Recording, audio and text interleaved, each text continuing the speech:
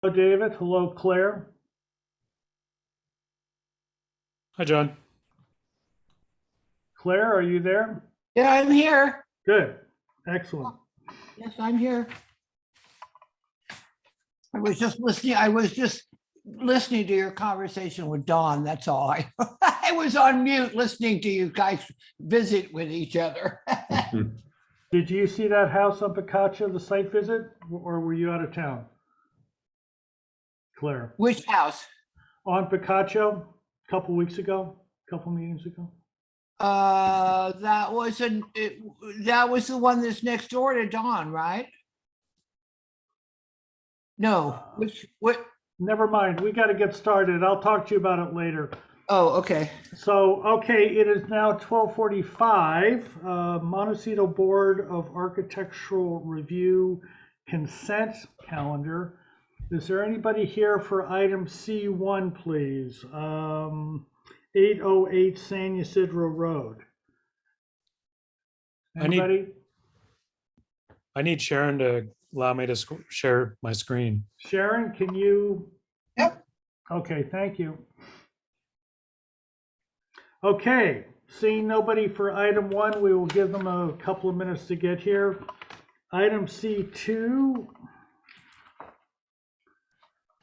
499 Cockersbury Drive. Is there anybody here for that, please? Oh, John? Yes, please. Hey, Amy Blakemore and Elizabeth Sorgman are in another area. I gotta bring them over. They're here for. item Okay, one. okay, so that's C1. Let's go back there. Almost Sorry. got a pass there, Don, not I quite. don't know what's going on with my Zoom. Okay. Hi, guys. Sorry Hi, about Amy, how are you? that. Good. We didn't get a link, so we were just in as listeners, I suppose. So we're here now. Okay, so you are on for final approval. This is the property that with 2 driveways and things like that. Claire, have you, with different gates, Claire, have you had an opportunity to review these drawings? Yes, I have. Yes. Do you have any comments, please? Yeah, I wanted to just go over with you, John, and then obviously with Elizabeth and Amy, the positioning of the pathway lights, especially those that are outside of the gate along the, you have to go down in the, yeah, here we are. I think it's So, oh, no, you have to go further because they've got hanging lights in the big oak tree. And then they've got the same lights on the same thing. They're outside of the gate right next door, so I just wanted to know whether you have actually reviewed this lighting plan and you're okay with it. I did. I have a couple of comments, not necessarily about those. I think that they are very low amounts of light. I think they were 2 watts, if I remember. correct. And they're only at the new primary gate, so I think that is somehow appropriate. So I didn't Okay, have, yeah. these are low intensity lights, but as long as we are on lighting, in the upper right hand corner, I noticed a total of 4 hanging lights. And you have an 8-foot high wall, but we don't know anything about the hedging. I did look on Google Google Maps, and I could not determine the height. Can you tell us where we normally don't have more than 1 light per tree, you would like to ask for 2, please? This is the primary entertaining portion of the property. There is an existing, gosh, I would say it's probably 15 feet tall pittosporum and also a trumpet vine hedge that runs around the complete perimeter of that corner. In addition, we're specifying a new lower story hedge in front of that, and then additionally a line of lemon trees that go around the seating area, the built-in bench seating area there. So there's going to be several layers of foliage that can disperse that. And then we also have a couple stair systems in that area too that we're trying to make sure are well lit, so just for safety reasons. Are you okay with that, Claire? Very well protected. Yeah, yes, now that I understand, yeah, that was also on my list of lighting things. So I'm now that I understand that the height of the hedge and the height of the walls, I'm okay with those, because I mean, Amy knows that Well, and you guys know I just have a problem with this spilling over into other people's properties of hanging lights. It's just a personal issue for me. Okay, we've got to keep, everybody, we've only have 10 more minutes. Excuse me for being that's okay. assertive here. Okay, Amy, I could not find the color of the entry gates. Did I miss it, or do you have that? I have it on a sheet. It did not get included in our set. I have it here. And We what are is, proposing this well, at the Las Tunas gate is gale force. This would be the site walls next to that gate. And then the San Ysidro service gate would be this clove color here, a deep brown. So those are the colors that we're proposing for the gate systems. okay, excellent. Claire, do you have any, do you have any comments? I'm ready to recommend approval for this if you are. No, I'm fine. Those were the only comment. It was mostly the hanging lights and the amount and yeah. Okay, good. Thank you. I'm fine. Thank you, Amy. Item number C2, is there anybody here for that, which is now 499 Cocker Sperry Drive, please? Anybody?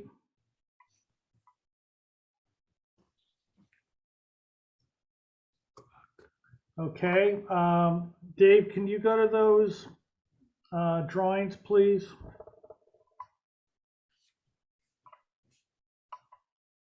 Excuse me, John. Yep.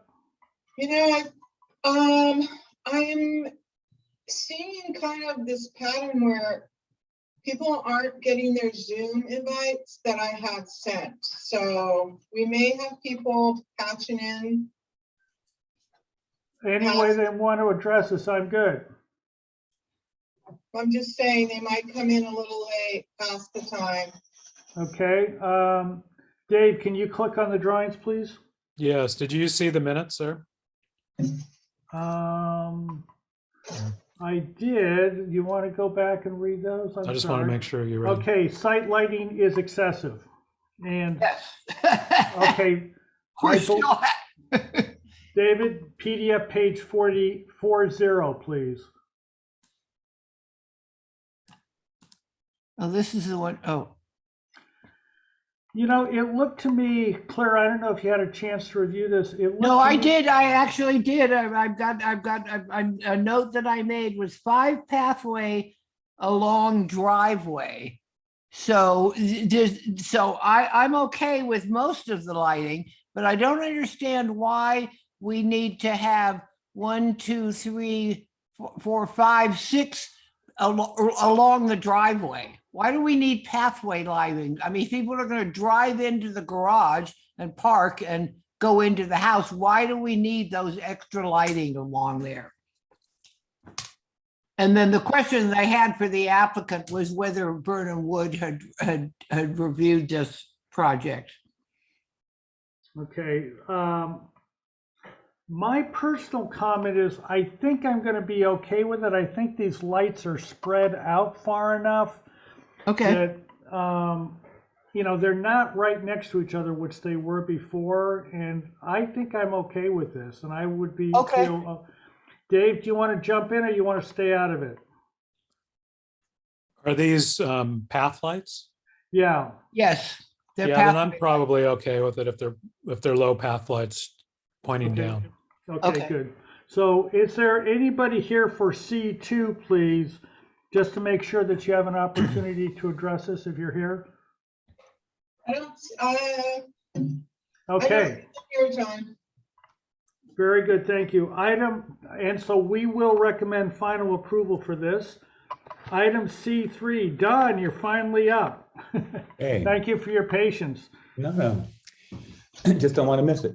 Yeah, there you go. It's the highlight of your week. Okay, nice project. Architecture is appropriate. Return with details. Do we have the drawings, please? Thanks, Dave, for getting those minutes up. Claire, did you have a chance to review these?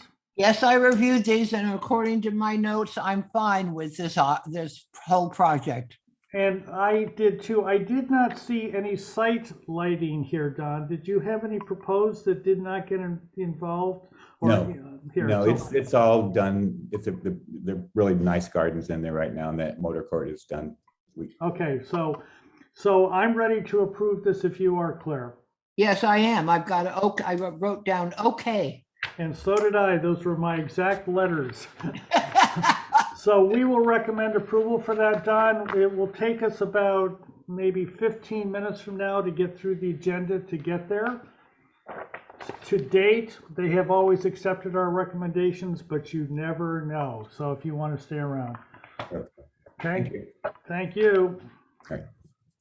And Claire, as long as we have a couple of minutes here, Don had a project up on Picacho that's directly north of the Water District property. In fact, I think it was owned by the Water District at one point. Did a remarkable house on that, maybe 10, 15 years ago. And we had a site visit for that 1 or 2 meetings ago, 2 or 3 meetings ago. And they are tearing that thing down. Yeah, Oh, my God. I actually know what house that is. yeah, beautiful house. Yeah, it's a beautiful house. And the new owners are tearing the whole thing down? I guess somebody Oh, is. my God. Actually, you know what? I think they're burning it down from what I hear. Oh, my God. The fire department's going to get in there and have a little practice. Oh, my God. Unbelievable. Anyway, Well, when you thing- get this old, I guess that's just what life just keeps going on, John. It just keeps going past us all. And I all agree. these things that we tried to do are now have changed. This front door, what was that, 12, 14 feet high, Don? You're on mute, Don. Don, Yeah, I think it was it was large. It was a 2-story door. it was massive. Yeah. So impressive, and it's gone because it's not dual glazed, you know? And I don't know how you get 2 sheets of glass in there. Well, there's exceptions to allow, you can, if you go the performance method, you can keep some single pane glass if you wanted, but so it could be reused, it could be in another home. But I'm kind of glad to hear it's going to be burned instead of just taken to the dump. Well, I think it's burned and then taken to the dump, so. Piles of ashes. I had hoped that they could get somebody like the MAD Academy, the Multimedia Arts and Design Academy at the high school, which is sort of a training ground for video people up there to make a documentary of it. I would think it'd make an incredible Netflix short documentary, but Very anyway. interesting. Okay, so a minute and a half, Oh, we're not there yet. Oh, not quite. oh, okay.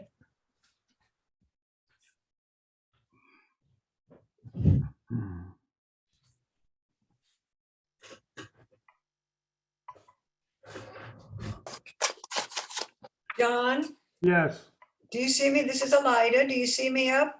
I do. Okay. Okay. A pleasure as always. And Don, pleasure as always. Thank you. Morning, everybody. Bill, Bill, Or afternoon, sorry.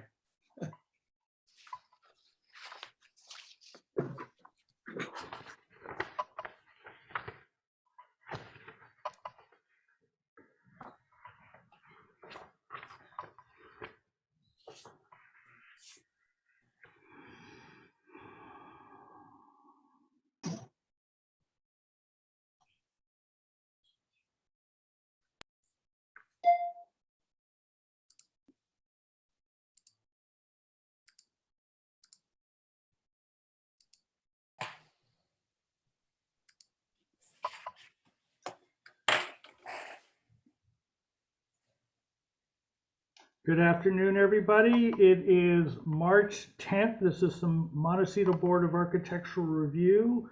We do have a quorum, so I'd like to get started with this meeting. First item on our agenda is public comment for anybody that would like to address this board on items that are not on this agenda. Is there anybody, please? I don't have anybody here, John. Okay, very good. Item number 2, reconsider the circumstances of the COVID-19. As everybody knows, I've been taking the lead on this. I would like to make the 2 following observations. 1, this last Tuesday, the Board of Supervisors decided to stay virtual, or at least somewhat virtual. And TSA today announced that they're going to maintain the mask mandate for small spaces like airplanes and maybe the Planning Commission hearing room. So I would like to move that we continue to stay virtual at least for another 30 days. Is there a second to that, please? I'll second that. Any discussion, please? All those in favor? Aye. Aye. Any opposed, please? Kip won't be here today. I'm not He sure. will not? Okay. Okay, so item number 3, agenda status report. Anything changing, Sharon? No, thank you, John. Okay, minutes of the 10th and the 24th. We actually have 3 minutes that have not been done. We're going to get 2 of them today. Does anybody have any comments on the 10th, February 10th? Excuse me, John, is Nicole here? Nicole's sitting Hi, in. Sharon. Oh, okay. Nicole Yeah. is sitting in for Kimberly. Welcome, Nicole. Hi, thank you. Yeah, I'll be subbing for Kimberly today. I'm ready. I have the minutes up for both dates and I'm ready to edit them. And then just a heads up, from 2 to 3, Joe Dargle's gonna step in to cover for a few moments for the 2 to 3 o'clock time period, but then I'll be back for the remainder of the meeting. Thank you, Nicole. Thank Thank you. you. Okay, on this page, under Roman numeral 3 minutes, the minutes of XXX, I don't know what that is, but that should be filled in so it's correct, please. Item C1, under the motion. Bill Wolf, this was Bill Wolf's project. He did not abstain, he recused himself. Correct. Okay, item 1, comments. There's sort of a little typo things. Item number 1 of the comments, site visit, strike the word is.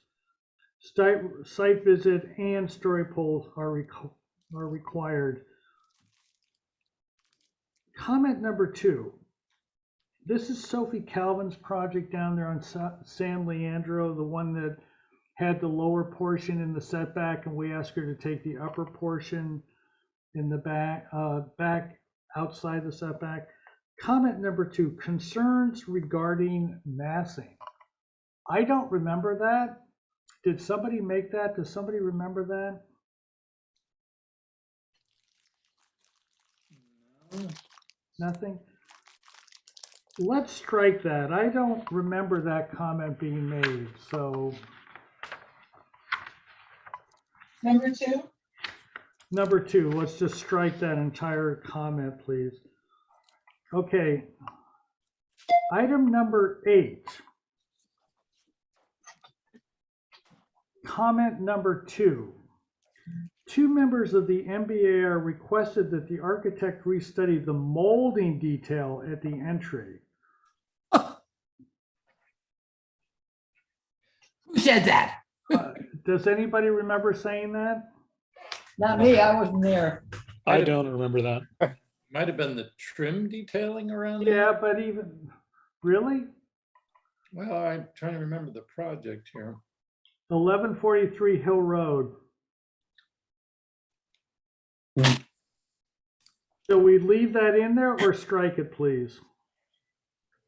I think Don, you and I sort of were on the same page. There was I think there was a trim, if I'm not mistaken, that went around And it was kind of a unusual trim of some sort, and I can't remember exactly what, but I kind of remember, I can look back in the file here and see. No, so you have a recollection that that was stated in the meeting? We Yeah. did discuss it, yes. Okay, very good, thank you.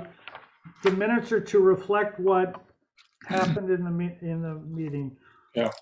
Item number 10, comment number 2, there's a typo, board appreciated, past tense, it should be a present tense, appreciates.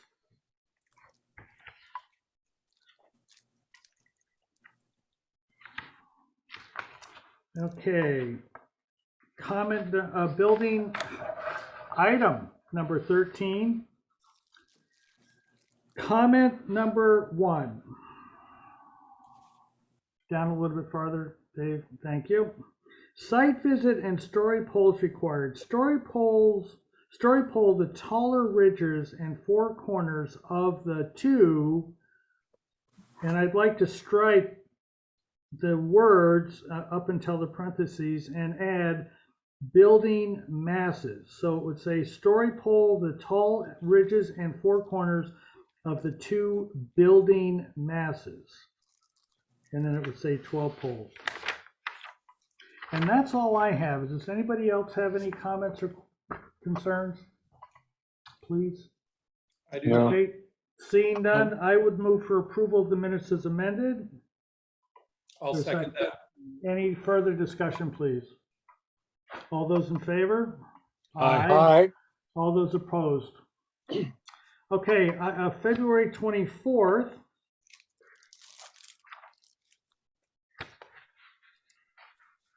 Okay, item number 3, please.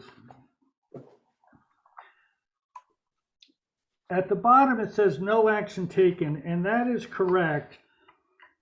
Don Sharp announced that he was going to recuse himself from this project, and even though there was no vote taken where the technical recusal would take place, I think for the sake of complete clarity and disclosure of involvement, etc., we should add Sharp recused himself, or Sharp recused, or something, whatever the correct language is there.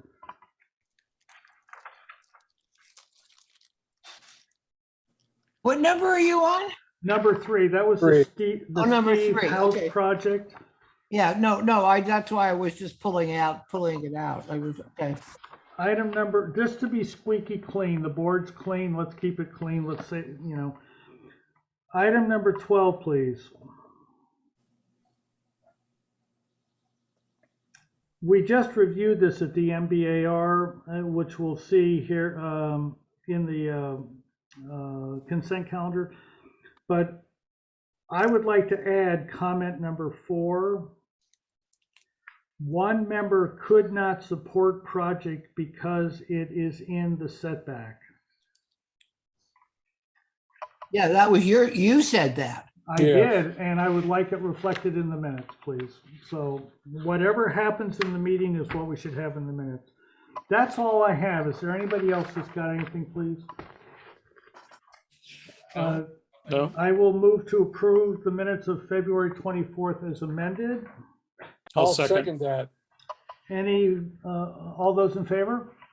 Aye, Aye, and all those opposed? Okay, Montecito consent agenda. We had 3 items on the consent agenda today. Elizabeth Sorgman and Amy Blakemore's project at 808 San Ysidro Lane. Claire and I reviewed it.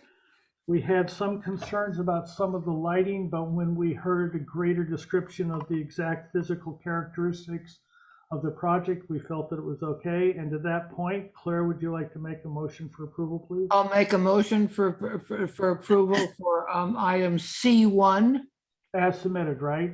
as submitted. And I will second that motion. Is there any discussion on that? We are on for final, so is there anybody in the audience that wants to address it? Okay, all those in favor, please? Aye. aye, All those opposed? Motion carries. Item C2, 499 Cockersbury Drive.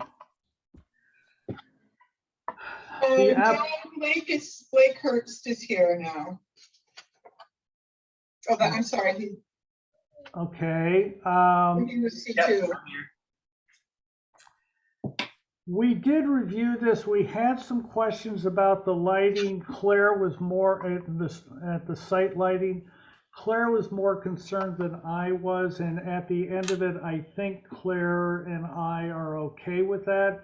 Claire, do you think we need the full board to review this, or should we just? No, keep no, going? I know. I mean, I got my questions answered during while we were speaking about it, and I'll go ahead and make a motion for approval for this item As submitted? as submitted, yeah. For final, I will second that. Is there anybody that would like to address the board on this? Okay, I'm- very good. Haley from Arcadia Studio, but thank you for the approval. You're welcome. Okay, all those in favor, please? Aye. Aye. All those opposed, please. Okay, this is item C3. This is the project we just talked about with the garage and the setback. This is on for final, and both Claire and I thought that the project was fine. It reflected what the preliminary approval was, and we would recommend final approval is submitted. Is there, Claire, would you second that? Yeah, as no, a I motion? agree with that. I'll go ahead and make that motion. Okay, and I'll second that. Any discussion, please? All those in favor? Aye. Aye. All those opposed? Okay, members' informational briefing. Did anybody go anywhere or do anything, please? No. Okay. I do, Mr. Chair, I think this is the only place that I can really find a place to make this statement inside of the agenda. So I'm just, if I could just have one little moment. Please. I was driving up San Ysidro Road a couple of days ago, and there is a new wall that we approved, and I was somewhat shocked. And I would just make a request of the board members, if you have a chance to drive by that way. And I think from my point of view, we made a mistake when we approved the positioning of that wall, because now there's on the outside, there's no place to plant anything. There's just a wall and a little area. And that was our mistake. But I just want to make sure that the rest of the board takes a look at that so that we don't make that mistake in the future. I don't know where you are, but I assume you're just north of San Leandro Lane. Yes, it's that corner lot. Yeah, wasn't that an Appleton project? I think. Anyway, it's on the northeast corner of San Ysidro and And the wall San Leandro. is only about like 4 to 6 feet off the road, and there really is no place to plant, even though we required it to be planted out. And we can't do anything about it, but in the future, I think we need to take that into account, that walls need to be further away from the road. Okay, thank you, Claire. Members? I have a quick comment, if I could. Okay, thank you. Going farther up San Ysidro, on the west side, the planting in front of Upper Manning Park, did that have to go through MBAR, that series of poor tired looking agaves? 3 or 4 rows of them that doesn't No, look like they're- probably not. They're probably exempt if it's part of the park. Okay. Okay, members, we have 11 items on this agenda. Is there interest in the board to take a 5-minute break after item 6, as we have done in the past? Yes. Anybody else? Yes. Okay, so we're gonna Yes. have very good, and I too. So let's have a break, about a 5-minute break after item 6. Staff update, anybody? Please, Thank Nicole? you. Thank you, Nicole, for being here. Oh, yeah. Just that Nicole Liu, I'm subbing today, but no other updates. Thank you. Thank you. Okay, item number 110 Deerfield Road. I think this is a new project. Bob, are you here, please? Concept review. Bob Easton? I'm there. Bob, are you here, please? Sam Maphis is here. I think Bob just needs to Can you unmute unmute himself. yourself? Bob, you need to unmute. Okay, can you hear me? Yes, thank you. Bob, we have 11 items. I know you love to be brief, and I'd love you to demonstrate that to us again today, so thank you. Yeah, so just go ahead and approve it. I'll just go No, I'm ahead and continue it, and I'm not. Just kidding, just kidding. So I want to look and see what the date on the plans here is. So this is the set that we submitted for concept back in early October of last year. So it does not have a landscape plan. Which you do not need for concept. Which we don't need for concept, but this, since we wound up finding out that we needed to have an allocation to get an approvable site here within the Montecito ordinance, we had to go through that procedure, and we got the approval on December 14th or 15th. And then we submitted a new application for preliminary and the coastal development permit in early January. And we do have a landscape plan beautifully worked out by Earthform Design, Sam Maphis, as part of that set. So It doesn't matter, you're at conceptual right now. There's no requirement that you have to present, a conceptual, you don't know, no architect has to present a landscape plan. That comes I after. know, We're Claire, conceptual. Claire. Yeah. Yeah, I know that, but Sam is here anyway, so if anybody has any questions, the reason I'm bringing this up, Claire, is because once you see the nature of this site, you will understand that a landscape plan is integral to the success of this project, visual success of this project. So anyway, that being said, let's go to the next sheet, please. So this is Here, Bob, for a second. Members of the board, we saw a project from Two Trees, Danny Long, something, right next door to this project down there in that valley. So the slide area, et cetera. So we are familiar with this area, Bob. So that's good. Yeah, the Stimson project is to the north of this site, and the north arrow on this plan would be pointing to the left. And so you can see the building envelope here is a long, skinny envelope, and it is has a rise from the street of about 5% slope, and the soil is terrible right there. That soil analysis by Braun and Associates said that it is a very, very heavy clay soil, and he recommends the foundation be structural slab on grade with grade beams and caissons. And so that combined with the desire of the owners to have a level floor plan, we are doing some grading. And so we can go on to the next sheet. Here you can see the photographs, and looking directly to the north through the gates, we're going to remove those gates, and you'll see that in a minute. Those were built by the developer. And the view to the mountains is directly to the north. The Stimson's house is going to be blocked out by that hedging material you see. And if you look at the northwest elevation, you'll see what is along the property line, the west property line. There is a hedge, and then there is a wall, and then there is very dense high planting of pine tree and other trees that are along that property line on the neighbors' properties. The photograph to the northeast shows the hillside, and there is a split rail fence running along where there is a trail up there at the top of the property. The south photograph is looking through the entrance area to the neighbor directly to the south.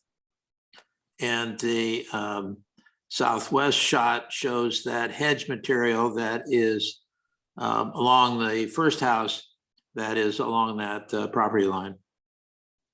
So the next sheet. So this shows the floor elevations and the ridge heights. And down here in the lower right, you can see the ridge height of the house that's at the corner, at the cul-de-sac at the street, belongs to the Jacksons. And I went through the entire review with the Montecito Valley Ranch Design Committee, and they have given their preliminary approval for this project. All the neighbors that are along this property line were in attendance at the meeting, and they all agreed that the combination of the plan that we did, and plus the fact there's a wall along there and all this landscaping, they're all happy with the adjacency of this house to their properties. And in terms of roof height and layout. So the basic shape of the plan within the building envelope, which you can see the red line is the building envelope.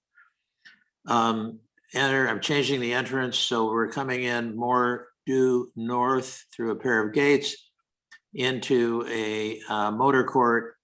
And I believe the next drawing might show, but I have had the fire department. No, this is on the preliminary. So go back to the original drawing.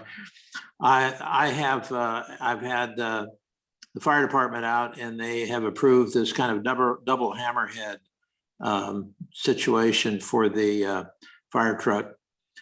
And then, so I've got a garage. I'm swinging the driveway around to the west, and so I will have a east-facing garage. So you can drive into a nice motor court for the guests.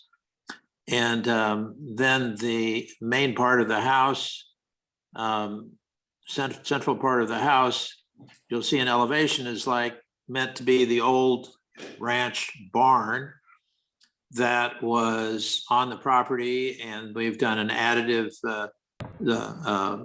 method of doing the plan to that old barn, that old stone barn. And so then we have a swimming pool and a cabana and a sport court to the north of the house. So the next plan, please.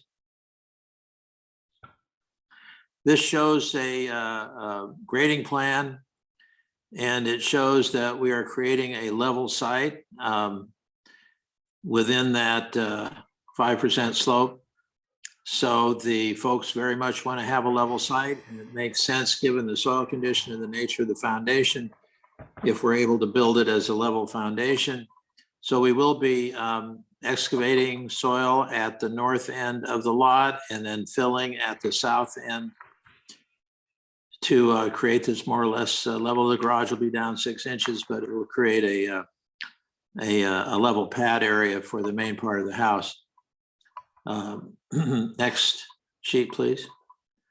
These are the floor plans, and they're flopped in regard to orientation. The west is up and the east is down. You can see the entrance coming in to the left. So we have a guest house. The garages, there's a couple of extra bedrooms on the main floor, and then we have the main part of the house, which has the living room, dining room, and part of the kitchen. Then we have a family room, and then the master suite. Upstairs over the back part of the kitchen and over the bedrooms below between the garage and the kitchen, we have the family bedrooms. They have 2 children. They have a 7 and a 9-year-old family, kids for the family. And so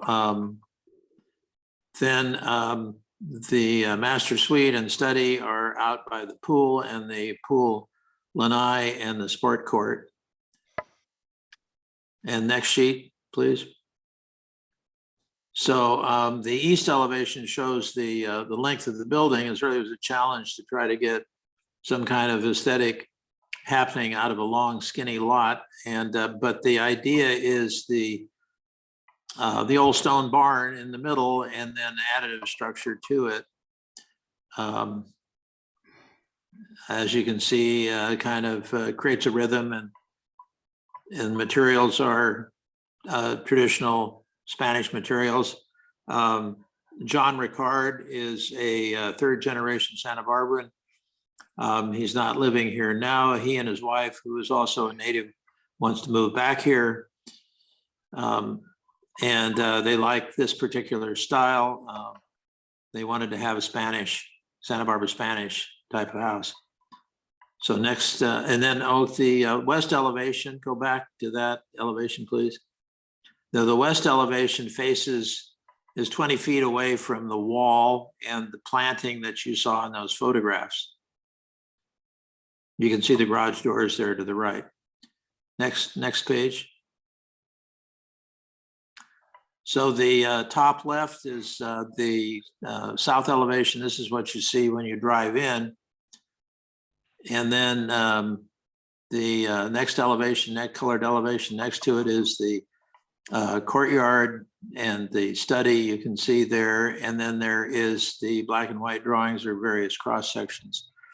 The overall height of the building, I believe, is a maximum of, I think the dimension is maybe not on here. It's I can tell you though, that the overall height of the building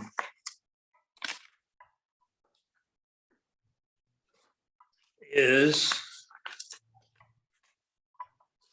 26 feet from the main part of the building. The living room part of the building is 26 feet.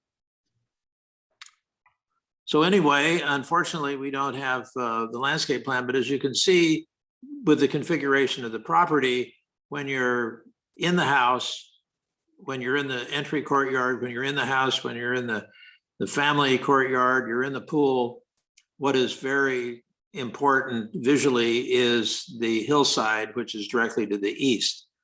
And I must say that Sam has done a marvelous job with coming up with a concept there that both has a natural feel, but has some interest and has some livability features that will, I think, really enhance the layout of the house.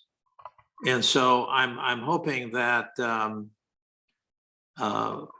I met today with Cassidy Walsh, who is our planner on the site. And I'm hoping that she can move this forward as fast as possible so we can get back on an agenda here and you can see Sam's plan. And but the architecture, the layout, the whole scheme of the house has not changed. But there is of course, the addition of the landscape plan. Okay. Are you done, please? Yeah, I'm done. Sam, I assume you have nothing to join in right at this moment? Thank you, John. I'd like to kind of just reiterate that a lot of the design of the site is accounting for the livability of that slope and the use of that slope. And we'll bring that to you next time as soon as we get through the correct planning steps. But we're excited about this finished product as a landscape and architectural solution that we'll take up next time. I know you have a big agenda, so we'll show you our plans as soon as we can. Thank you. Okay, questions from the board. Don Sharp, please. I have no questions. Thank you. Bill, please. Yeah, Bob, plate heights, upper floor and lower floor. What are your plate heights there? Upper floor and lower floor. Well, the overall height in that drawing that we're looking at right there is 26 feet. So you can see that I've got a 9-foot ceiling downstairs. Okay, 9 foot lower, and then what's the upper? Will be, I believe I've got that 8 feet at the plate. Could be 9 feet, could be 9 feet there. On section A, I think it's 9 and 9.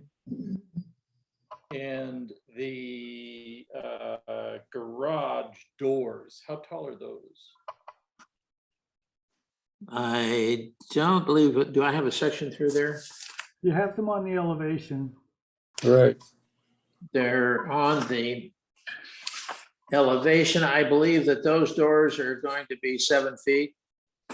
And is there an attic space? You show an attic on the floor plan over the garage. Is that usable attic? Is there windows? I know you have a big tall window on the end of the garage there. I just was curious if that's a usable space for you. If you go to that. It is not designed to be a usable space. It has a plate height of probably 2.5 or 3 feet in the attic space. I thought that the volume of the structure was necessary. And it obviously, if they want, they could use it for storage. And the windows will be black iron. And so looking at that elevation, the horizontal muntin there will have the floor stopping somewhere above that in that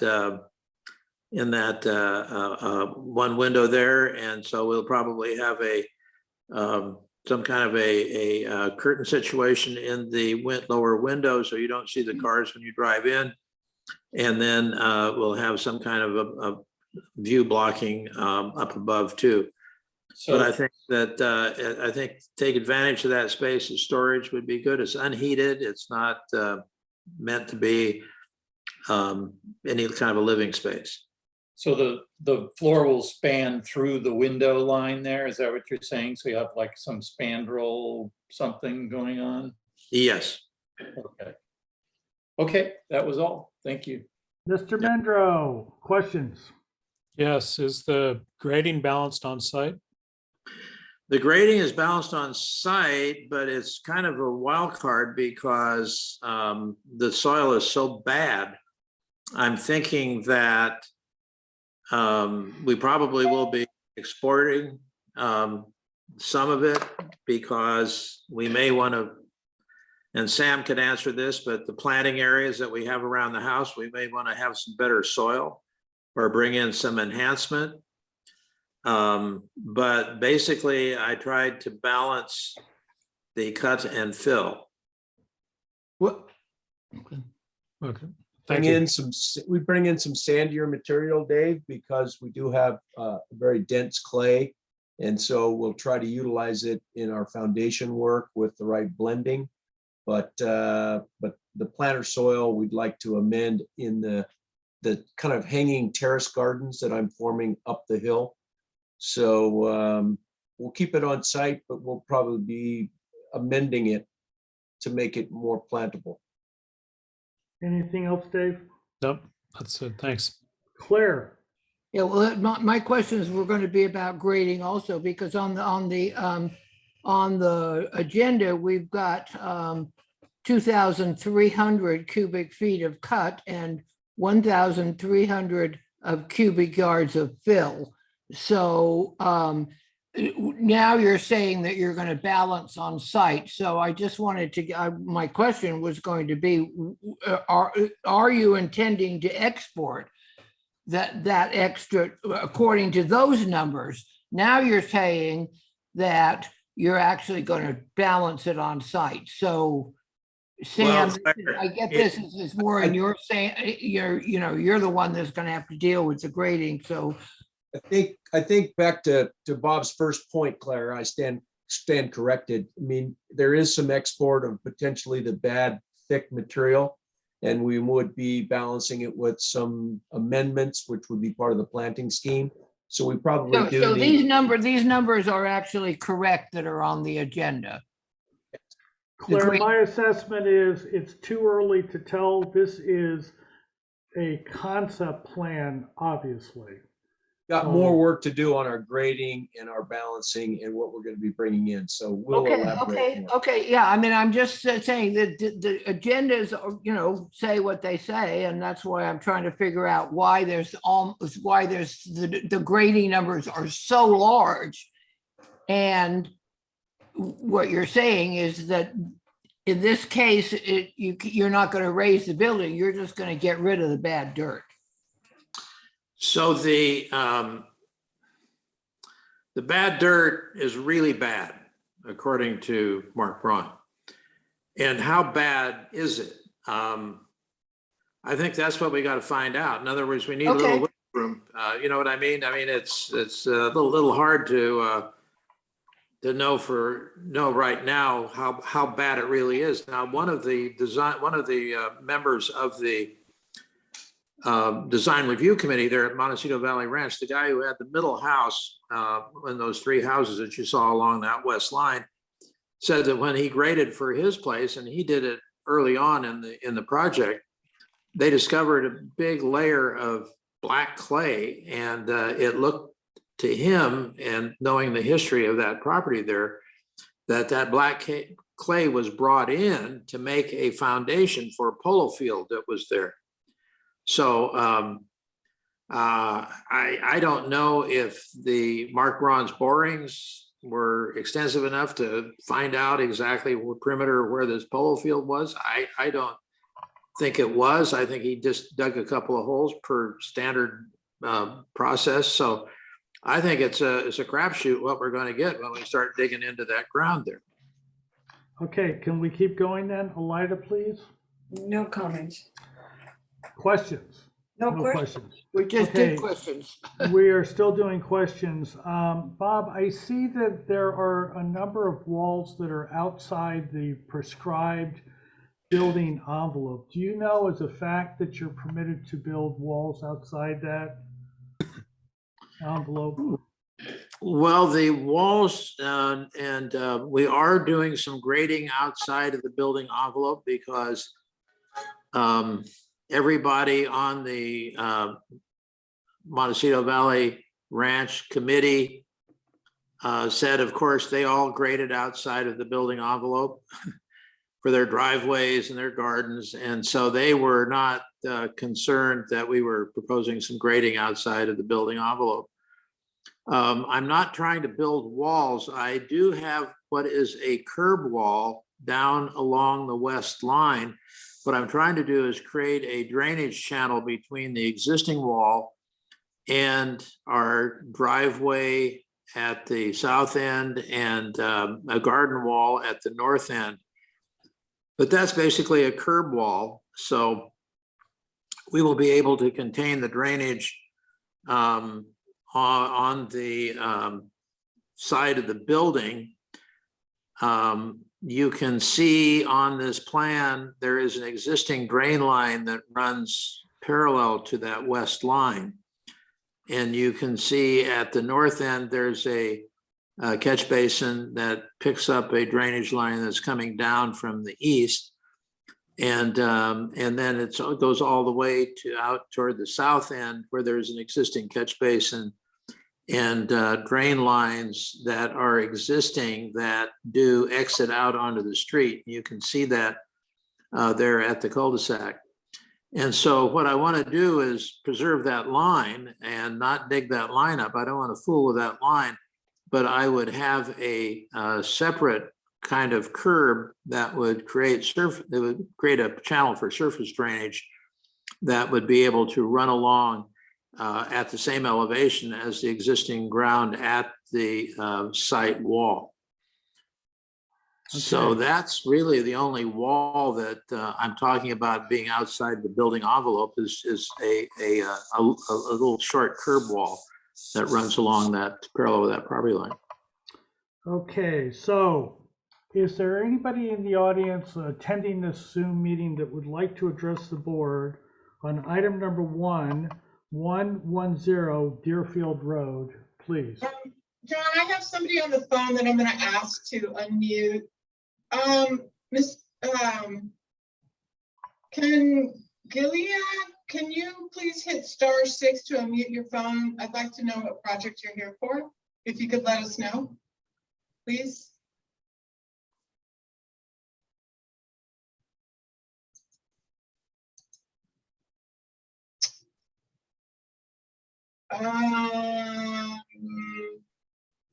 Well, I'm not getting any response. Okay, Can you hit *6 on your phone?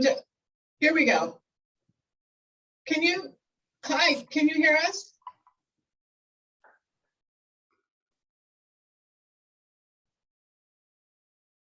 Hello, can you hear me?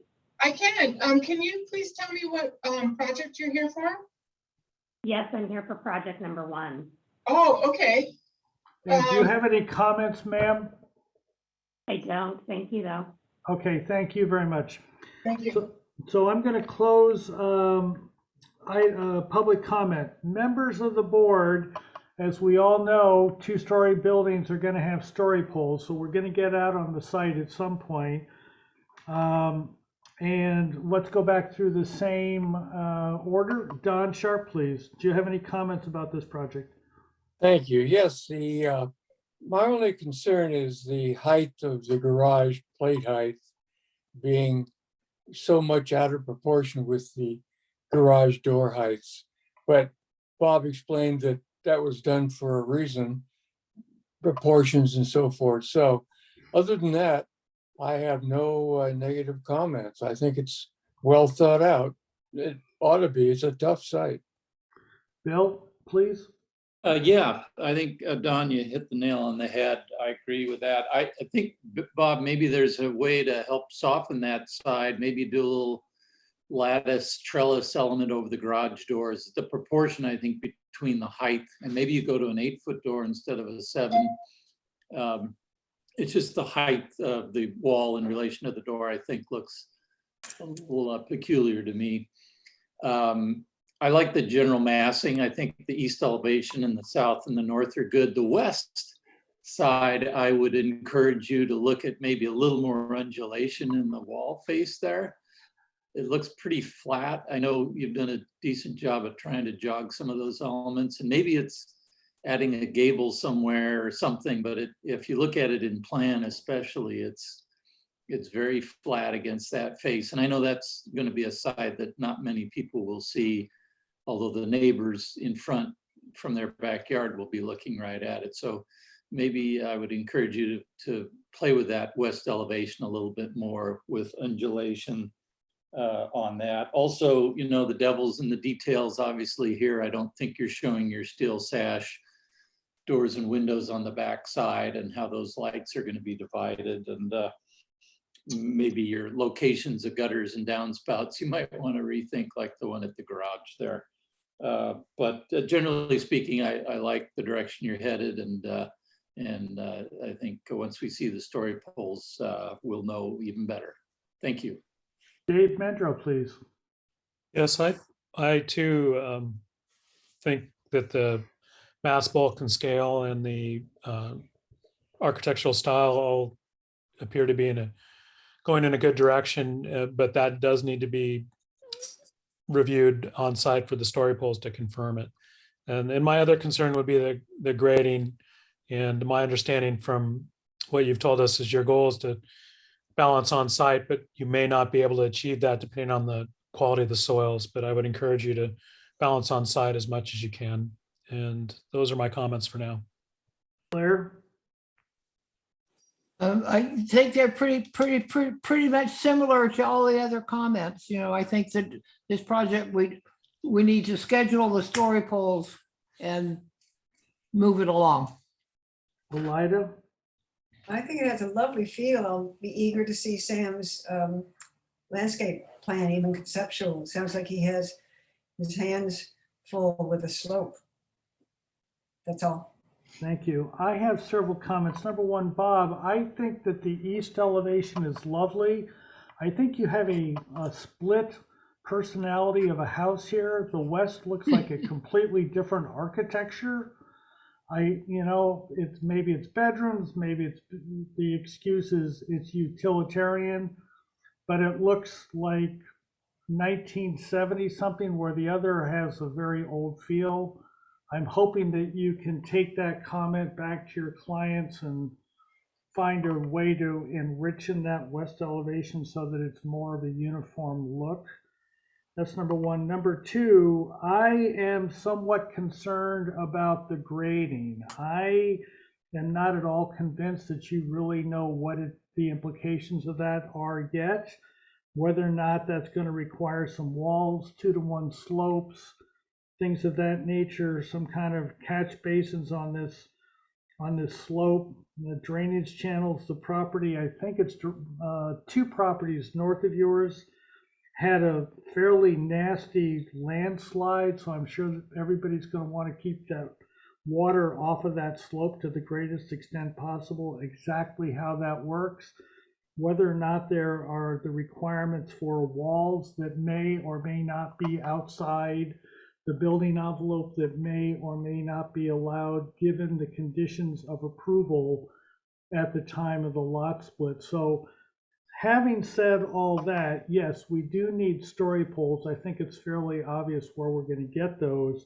I want to ask the members of the board, do we want to see a tighter site plan that addresses all of the grading and the landscaping, all of the conditions of approvals, the things that I just said before we do site polls, or do we want to do that after that concurrently? Members of the board, please comment. Yeah, my position would be, let's do this, let's get the story polls done. We're at conceptual. We have to do the story polls one way or another. And at that same time, Sam can come in and do his conceptual landscape plan. Okay, If there's anybody no- else? That's my feeling, is just let's get the story polls done, and then we can move the project along. The only comment I have in regard to that, Claire, is that the grades might affect the position of the heights of the story poles, right? So if they end up having to come out of the ground. What we did with Danny's project, if you remember, is that he did the story poles before he did the grading, and the story poles looked like they were really tall because, but he marked the pole with where the grading was going to be. And so this is the same exact situation here, is that we put up the story poles, and then Bob or whoever his engineer can come and they can tag them so we can see where the grading is going to be. So I guess the point is if they're finalized with their grading, if they're still working on it, then they might want to finalize that first and then come back. But they haven't come up with a final plan yet. So how long do we wait? I just think we get the story pole off the table, and then, they're going to have to work around this, Okay, so let me, Sam Mathis, are you still on, please? Yeah, can you hear me? I'm still here. Yeah, thank you. You know more about where the site plan is today than we do. Do you believe that it's pretty well worked out? You know where the grades are and how they're going to work, or are you still working on that, please? Well, we definitely have some terracing we're doing at the base of the hill to take care of some of the drainage and some of the aspects of erosion and things that are important to this site. Bob's worked out some good drainage around the house, and the desire of the client is to have a single level. So we do have some cut, we have some walls in the back, we are daylighting in the front. So we have worked out quite a bit. There's still more to do though, John. So I think conceptually, we've got a very good plan to show you. And I'd like to entertain that we look at that next time, like Claire is presenting, and the story polls, and then we can discuss and deliberate a little bit on the site plan once you know more of what our direction is. Okay, John, Yes, can please. I add something? Yeah. John? Yes, please. So as I mentioned, we did submit a set of plans for preliminary review along with our coastal development permit forms. And so on those plans, I have worked out considerably more the grading and the drainage. And those plans I would hope could be if you want to look at the next meeting, if we could schedule the story polls with, right now, I don't know how fast I can get them up. It depends on how much of the house you want to see story polled. Bob, But we've the, been at this for over half an hour. Can we keep moving? Okay, I think it's fairly obvious we want to get the two higher ridges that are perpendicular to each other. I don't think we need anything more. Does anybody, please? I agree. No, we don't need. Okay, and Bob and Sam, as Sam knows from being a member of the board previously, please bring the plans with you at the story poll meeting, the current set, so we can discuss the grading. I think it's going to be very important. And you will have to work out with your planner the timing. That's not for us to do. And please also make sure you have addressed all of the issues about, are you permitted to grade outside the envelope, put walls outside the envelope, etc. Sometimes you can, sometimes you can't. Please know where you are at with that. So with that, I'd like to thank you very much for your presentation. I'd like to call item number 2176 Sycamore Canyon Road, please. Anybody here for that? Kevin Moore or somebody else, please? Okay, excellent. Yes, Thank I'm you. here. Okay, so if you could be as brief as possible. We have a long meeting today. Thank you. Understood. Thank you for your time.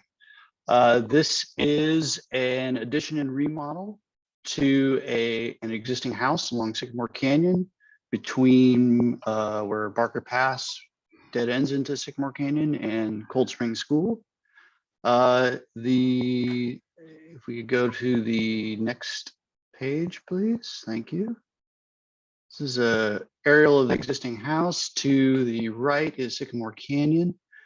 The site slopes towards Sycamore Canyon Road, and the house has a little garage appendage that sticks out towards the on the lower left there, and a drive court and a 12-ish foot driveway that leads down to Sycamore Canyon. There's a fairly steeply sloped orchard to the south of the house, which is to the left of the house.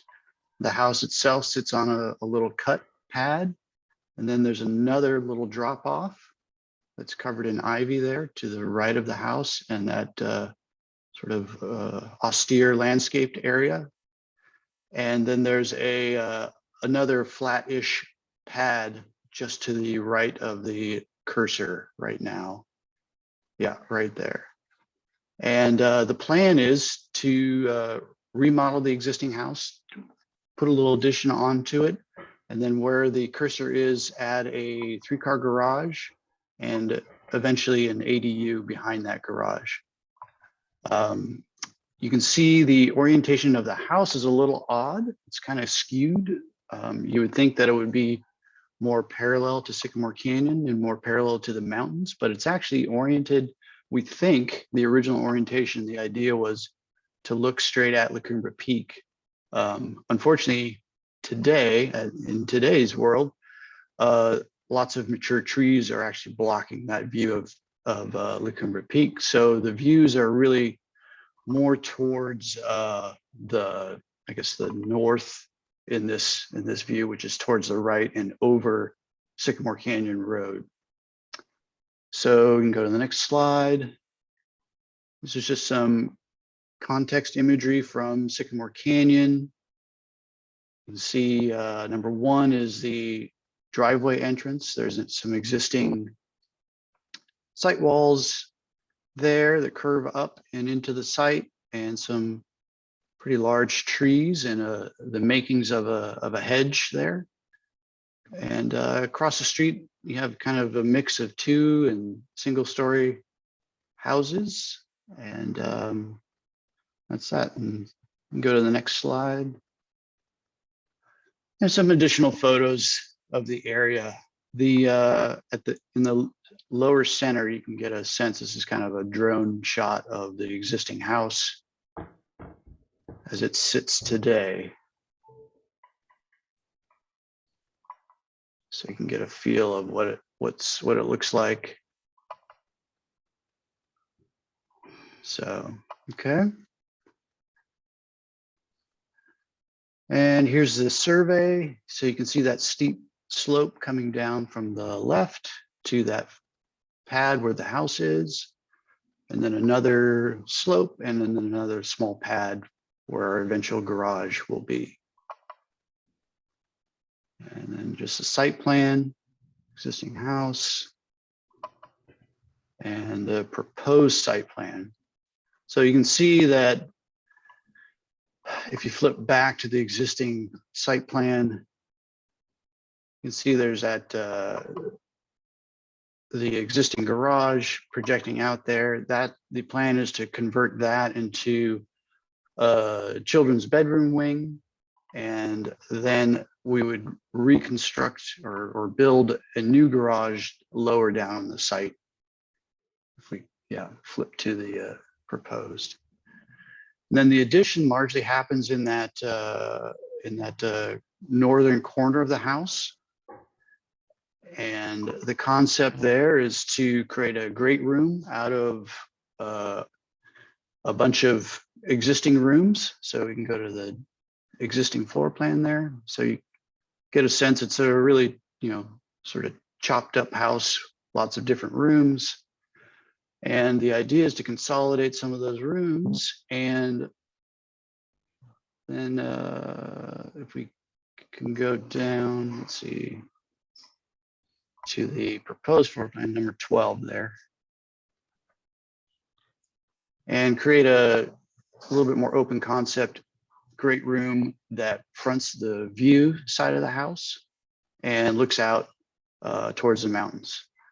The other issue with the existing house is that the front door is kind of in an odd location. You have to come all the way around the back of the house to find the front door.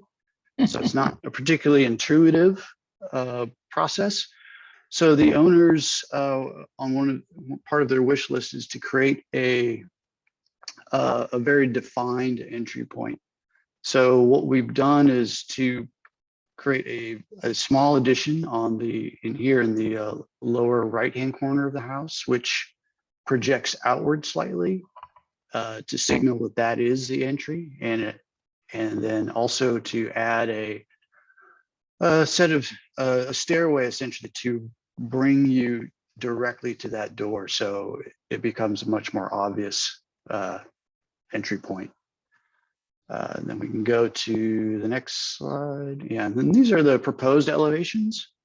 So on the east elevation, on the upper part of the sheet, you see the proposed new front door in the center there, which projects outwards.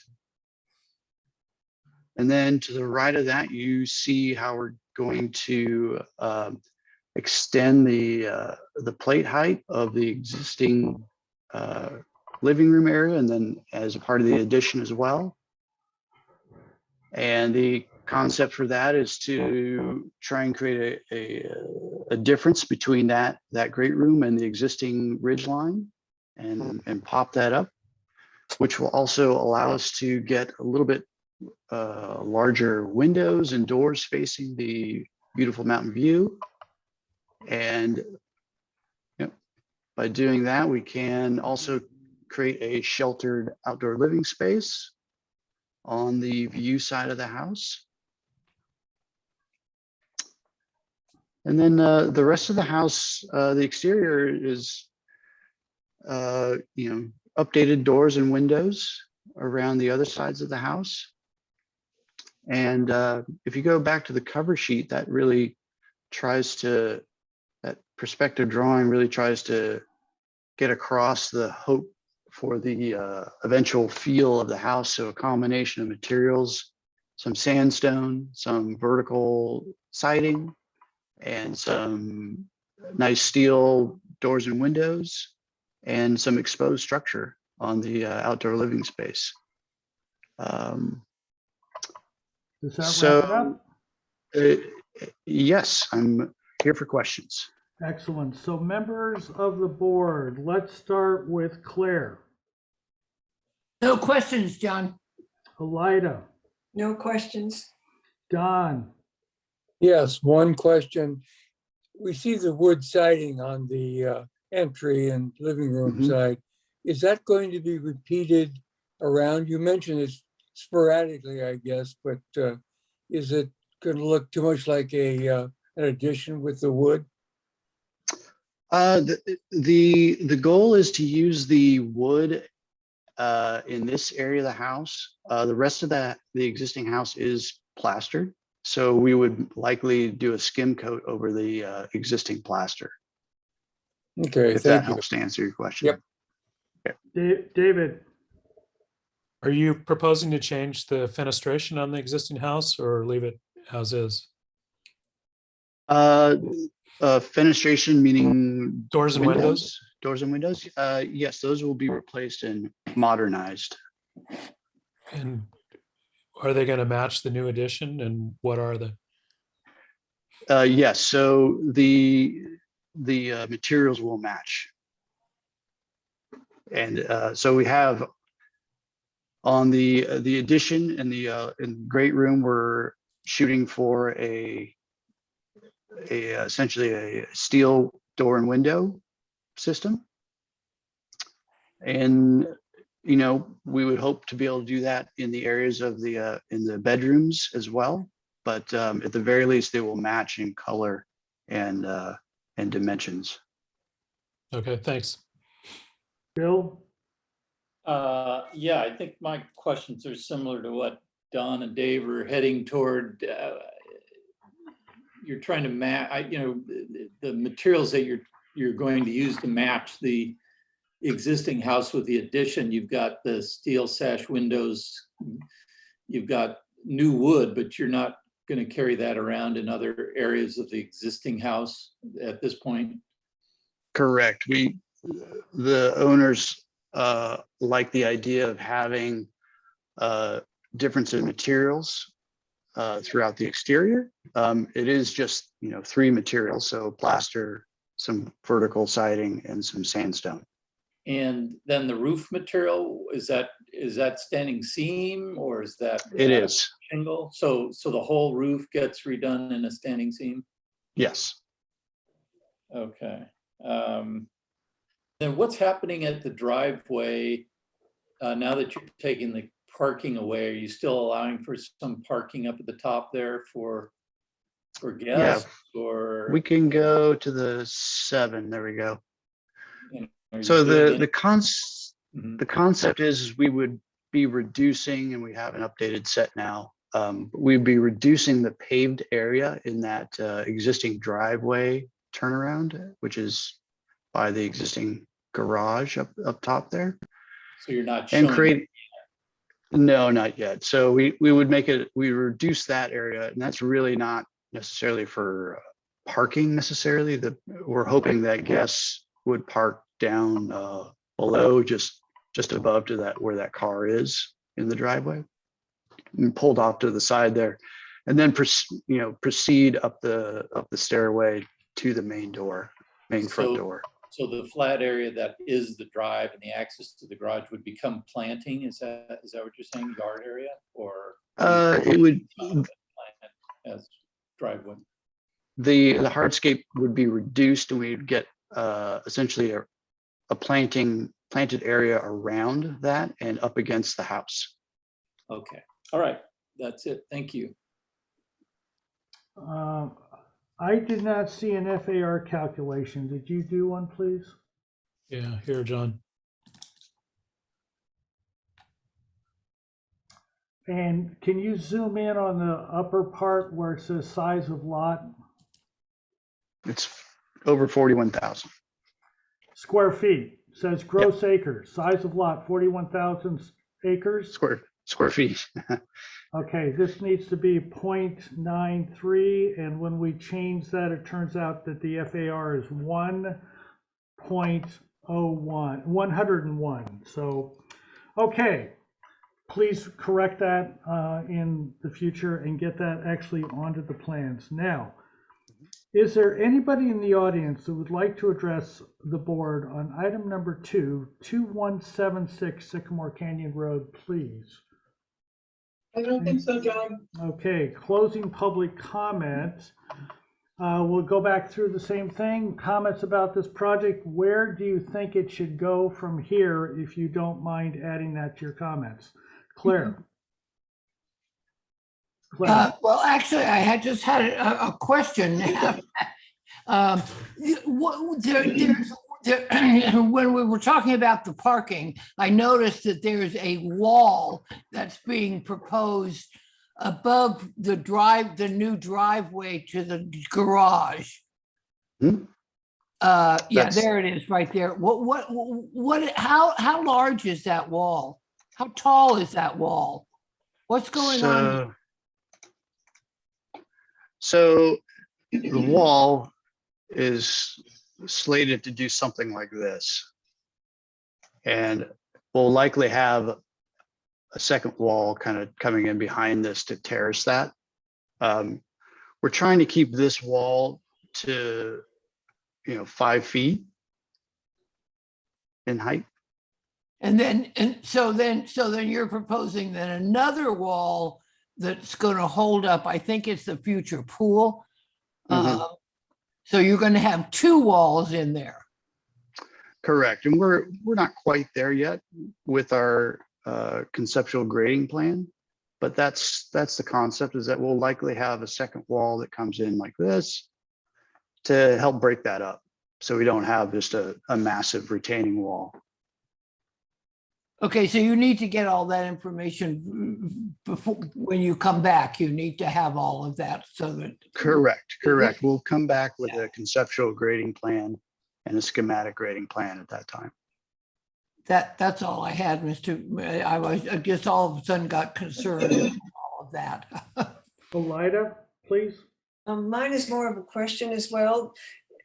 Will you be changing out the landscaping on this project?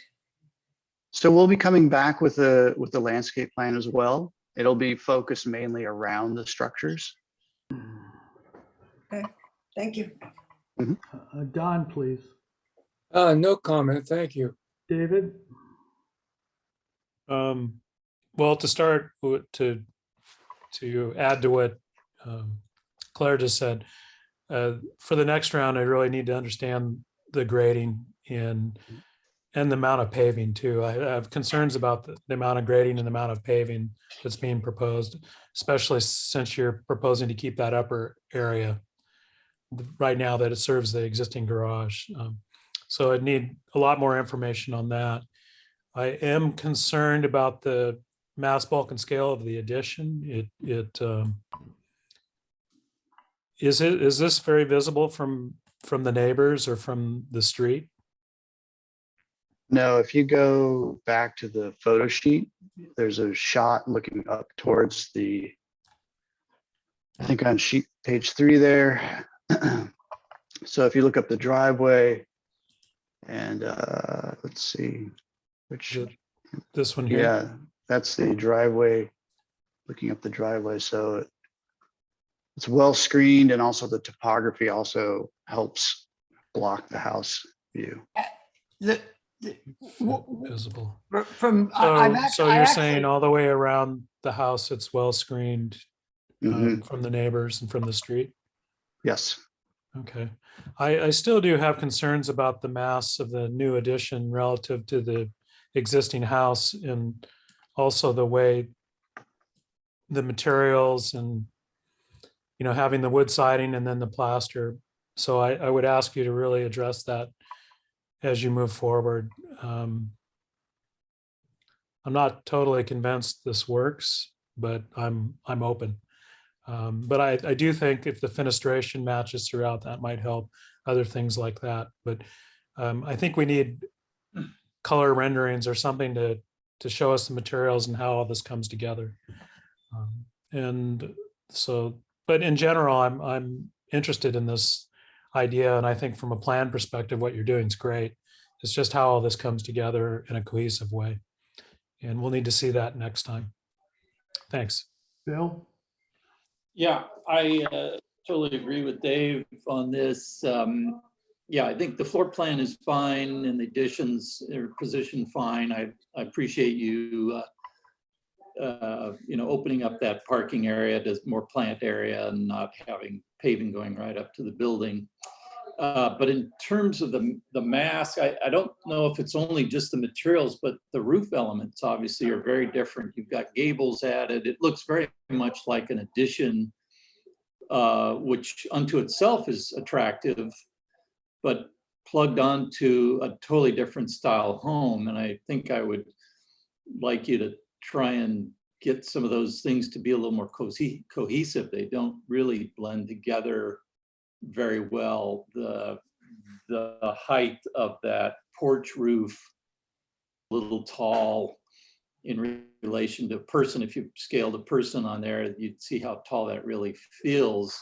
And in certain architectural styles, I think it works well, but I think with it blending into the single story ranch style house, it feels awkward to me. So I would have you try to blend them better, maybe, is for lack of a better word.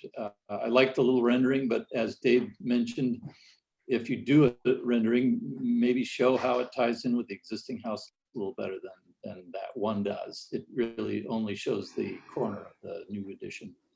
Anyway, thank you, John. Okay, and I would like to actually start with a question. Given the last two comments, Kevin, do you have the ability to produce a simple 3D model of this? Do you know how to Yes. do that? Yeah, it's actually already in 3 dimensions Okay, good. at this So point. my comments, I think that the landscape plan is going to be critical to this. I think that that driveway coming up, the existing driveway, and then you have a stair that's right next to it. Obviously, the stairs are steeper than the driveway next to it. I don't think that's well resolved. We don't know the size and shape of the driveway in front of the new garage down below. So I don't know that that's critical at this point, but I think that bringing in a landscape plan that will, and any associated grading, et cetera, is critical the next time. I want to make sure also that you get yourself over to the fire department and that they're going to sign off on this thing. Yep, we're in discussions with them now. Excellent. Okay, so I asked members if they had comments about where to go next. I heard nothing from anybody. So let me take a shot at it. I think it should come back here for preliminary with a 3D model, absolutely necessary 3D model with the materials indicated so that the issues that have been brought up by at least 2 of the members, maybe 3 or 4, can be resolved. And the landscape plan with grading and site plan and all of that, I think are critical. We don't have that yet. So if we can get that back, and I think it should come back for preliminary. What do people think about that? I think that's great, John. Everybody else okay with that? Yeah. I agree. That's fine. Okay, so back for preliminary. Does anybody feel we need story poles? Not I. Not I either. So I just wanted to make sure. Okay, so thank you, Kevin. We'll see you back when you get back on the agenda. Item Okay. number. Thank you very much. Thank you. Item number 3, 1409 Schoolhouse Road, please. Ken Dixon or somebody else, please. It's me, Mark. Mark? Yep. Okay, excellent. You want to make the, we do have a long agenda. If you could be really short. concise, we'd appreciate it. All right, just this, basically a very small change. The house is basically finished. The pool's in under separate permit. And they have added a trellis in the back and a fireplace element and a detached kind of bathroom and pool equipment building. And those are on the connecting pages. They're all in the backyard. Can't see them from anywhere, maybe except from the sky. And the pool house, or the little tiny pool bathroom and storage area for the pool equipment. In that rendering there is the back, is that little, you see it there, the little white building? That's basically where it's located, behind the pool almost. And the trellis is there in the middle of the house in the back. And adjacent to that is the fireplace. That's also backs up for the barbecue area on the other side of it. So the trellis creates a dining area, a shaded dining area, with the fireplace is its center point axially. And the pool house is in the back, is basically like a little mini me. The pool house or the pool bathroom is a white stucco, same kind of roof, board and batten siding adjacent to it. And then that's, you can see in the last couple rendering or last couple of pages. We'll go to those. So let's go to page 3 if you want to see it in the plan. So it's right in the middle there, the yellow area. And there's a lot of keynoting and stuff. This is a working drawing. So the K11 in the middle is the trellis area adjacent to the kitchen and dining. And to the north of that or above that is the fireplace. It says K12 behind it. Also, it's like a fireplace wall. Easier to see in the drawings subsequent to this. Over on the right-hand side is the pool equipment in the bathroom, pool toilet area there. Okay, small little building, 4x6 or 4x7.5. Here you go. So like I said, it's a little mini me of the house. It's stucco, same kind of roof, board and batten, open aired section covers, encloses the pool equipment room, pool equipment area stuff. And then there is the rear elevation showing the stone for the fireplace and the wood for exposed trellis. The area that says number 2, the elevation south, the area that looks like it's gray behind the fireplace, that's also in stone, not to be misconstrued as a different color stone. It's also in the same kind of stone. Just so happens when the draftsman scheduled out the distance for how far back to view, just a little short. So Are you done there, that's sir? basically it. Yep. Okay, excellent. Questions, Bill? Yeah, Mark, so the project description is incorrect because it says existing addition to the existing dwelling of 1352. So that was previous, is that right? That's not happening, and we're just looking at this trellis and the fireplace and the bathroom. Is that right? Thank you, Bill, for the Yeah. clarification. I'm trying to figure out what's going on here. Sorry about that. We had seen the house remodel already. This looked familiar. Yeah, last year. Yeah, the only other question, Mark, on your elevation of the fireplace chimney, that's a true wood burning fireplace, so, or is it a gas log? Is that chimney's gonna have to go up a little higher than the trellis, most likely, right? Yeah, that's a good point, Bill. This drawing was submitted a month ago, I believe. Oh, okay. And From they did decide, because they talked to the building department, and that it's going to have to go up higher. So basically it's the same location, it's just taller by 4 or 5 feet. So it's 10 feet away, 2 feet above, that whole thing. Yeah, got it. Okay, that was it. Thanks. Elida? In drawing number 1, can I ask? Sheet 1 or? No, this one here. Yeah. The gray platforms, one is just to the right of the trellis, and then there's another one to the side of the pool. What are those? Those are just outdoor seating areas around the pool. One's outside the master bedroom to the right. That one's outside the master bedroom. Oh, I see where it's connected. That's the pool. Yeah. And I got you. Do we have a material what those are going to be? I think they're already part of the original permit. Oh, okay. We saw this about a year ago, Elida. Yeah. Oh, got you. Thank you. Thank you. Don, please. One question, that your little structure in the back, you said has plaster exterior walls Correct. and it's as built? It's there now? Yeah, they built it, yeah, to house the pool equipment area and to house the bathroom, and then it's getting permitted right now. Okay, so it seems it should have been wood-sided, in my opinion, but that's sort of water under the bridge here. Thank you. Blair, I have no questions. David, Wherever we are. No questions, John. I have a question. Can we go to the FAR worksheet, please? The agenda says 1.3 acres. The assessor says 1.3 acres. You have 1.0 acres.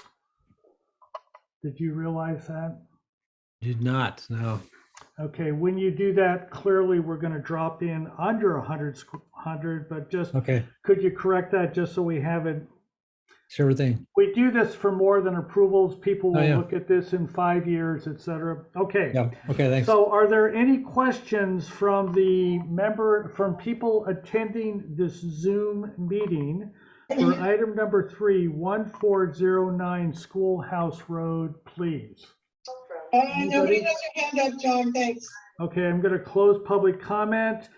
I'd like to bring this back to the board, and I'm wondering if people could chime in on whether or not this should go to the consent calendar as the next approval. Bill? Yeah, I'd propose to have them come back for final on consent with us, frankly, at this point. I think Preliminary final. preliminary and final on consent. So, Anything else? nope. Anybody else got another comment, please? Yeah, John, I think at some point that and this is a staff issue, that our present agenda should be corrected to get this 1352 out of the conversation. I mean, it's like, Okay, yeah. okay, very good. And so, Mark, would you please take responsibility to ensure that the agenda correctly states what your proposal is? Work with your planner to get that verbiage correct, please. Okay. Okay, thank you. Anybody else got anything? Okay, we are on for concept, so there is no vote. I would like to recommend that this come back for preliminary final on consent. Is that, everybody agree with that? Yes. Correct. Yes. Excellent, thank you. Thank you, Mark. Nice Okay, job. Item number thanks. 4, please. 534 Las Fuentes, I think is how you say that drive. Correct. Okay, Mr. Nolte.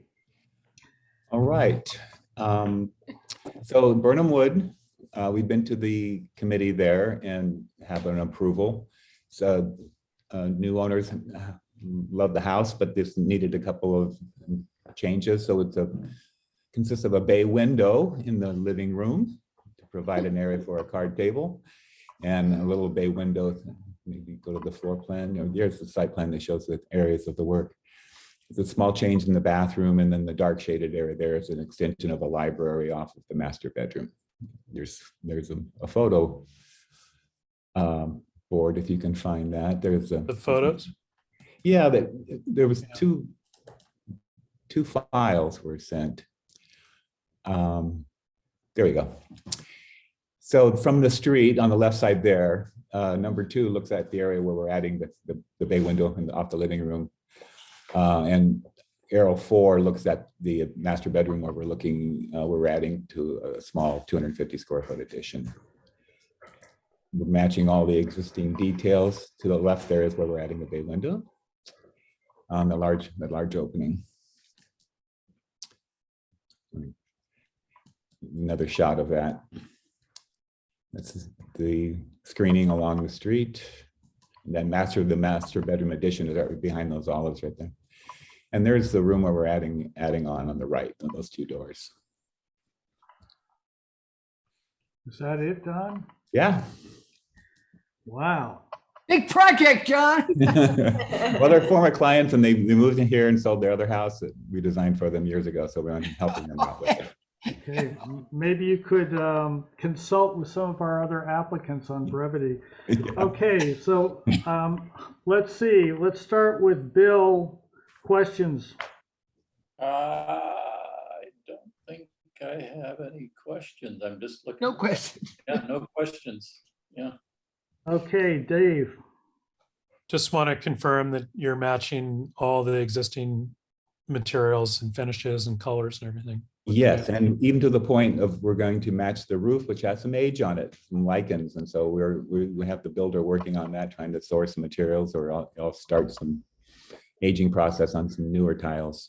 So yeah, the idea is it looks seamless. Thanks. Claire, No questions. Don, No question. Thank you. Elida. No questions. Don, let's go back to my favorite subject. I think it's sheet 1, the FAR. I see that you're over. And do you have a study that would indicate that this is consistent with other buildings in the area? When I went out to Google Maps and looked down on your property, it looked to me, quite frankly, that this property had more mass, bulk, and scale than your neighbors. So my question is, have you done an FAR study to justify this overage? No, I did not. Okay, excellent.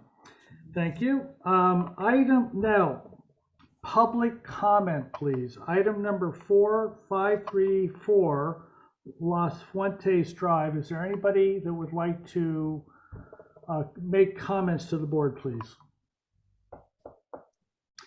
Seeing none, I'm going to close public comment. So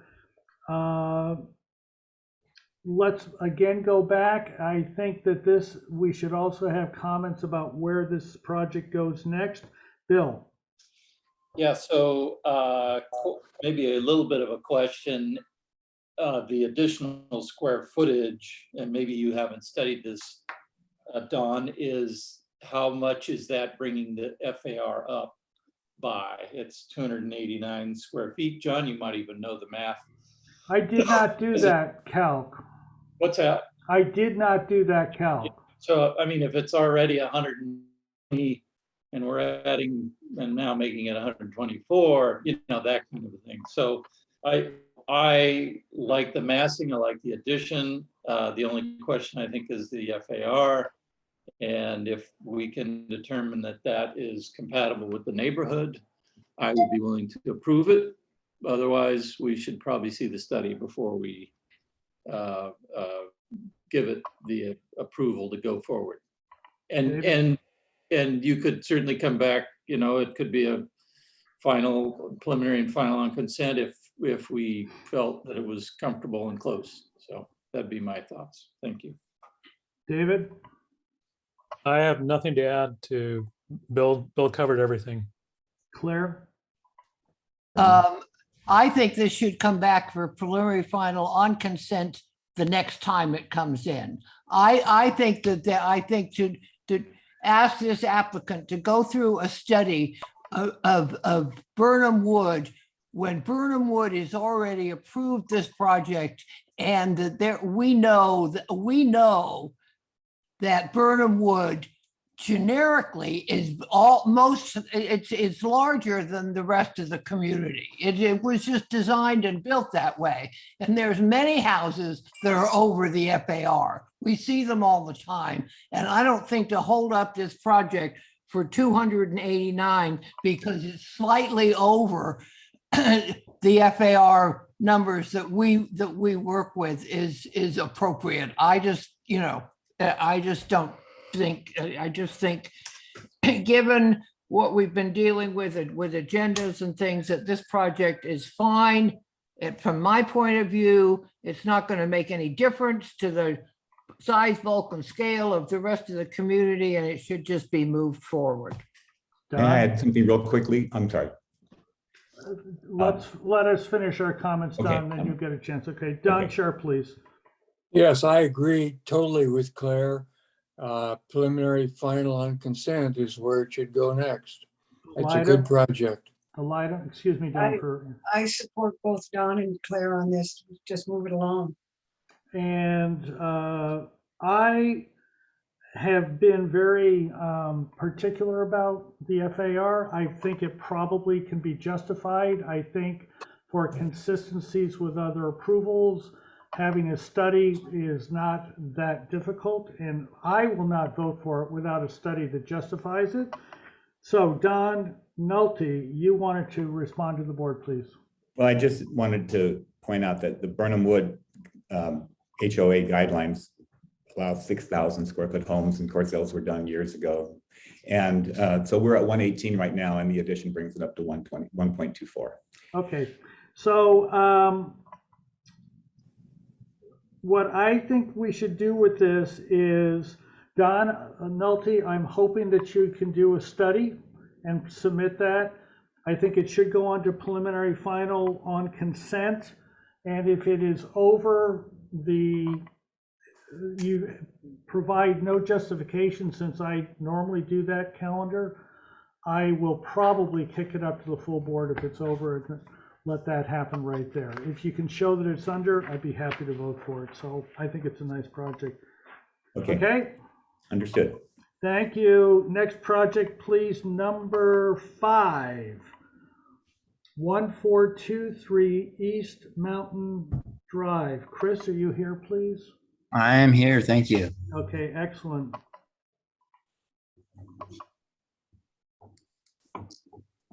Okay, fantastic. All right, I know you guys have already looked at a lot and you have a lot more to go, so I will just burn through it. If you don't mind going to the 3rd page, that will give us a little overview.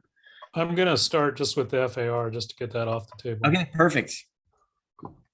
Okay, we're doing a 981 square foot, 4 different little additions to this house, and it ends up getting at 111% FAR. Okay, which sheet did you want to go to? If you could do number 3, the site plan. So the areas in gray are the additions. We are connecting, if you just want to zoom in on that, that'd be great. We're connecting the garage to the main house with a little breezeway infill addition. That's that upper right gray, yep. And then that other little gray to the left of that, that's a little 8 square foot addition in the kitchen.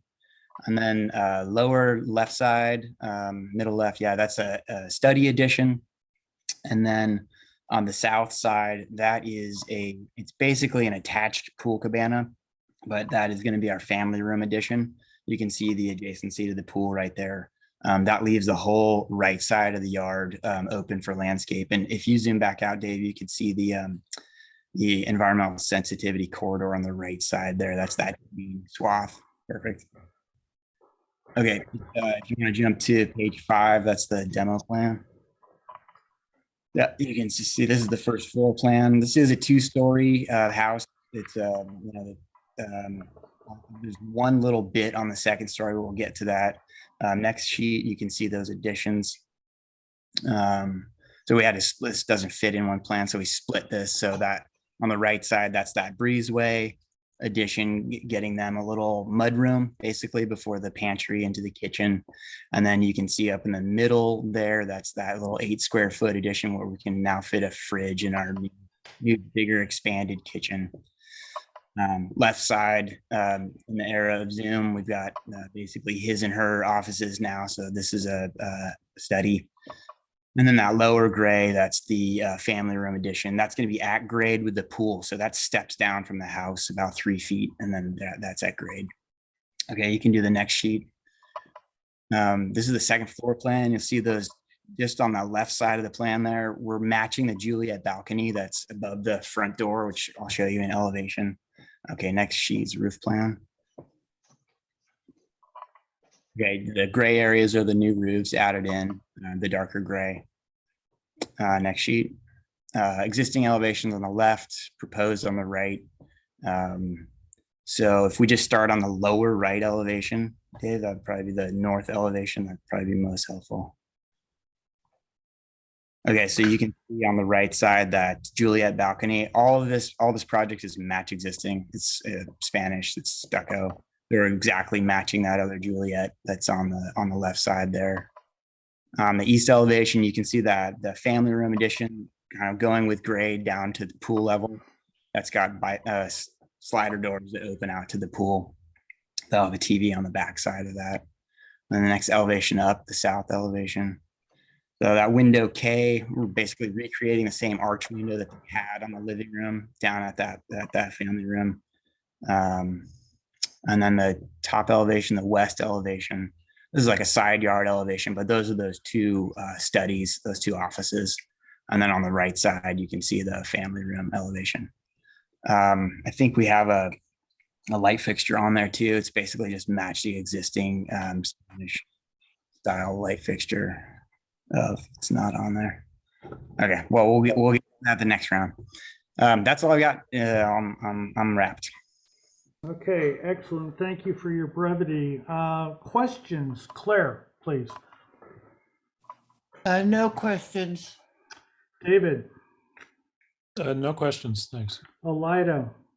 Will any of this affect landscaping? Do you have to do some new landscaping? No, the area where the family room is going, it's all grass right now. So basically that grass comes out. Oh, I'm sorry. There is one, if you go, Dave, to the second page, there are some photos there. There's one olive tree that we're going to need to relocate. And it's just moving about. Let's see. I see it. You see it? Okay. It's moving about 15 feet. It's that lower left photo there. Yeah. Big. Yeah. It's a multi-brancher, so it's a big crown, but not a big base. So. Wow. Yeah. Thank you. Yep. Don, please. Don Sharp. No questions. Thank Bill.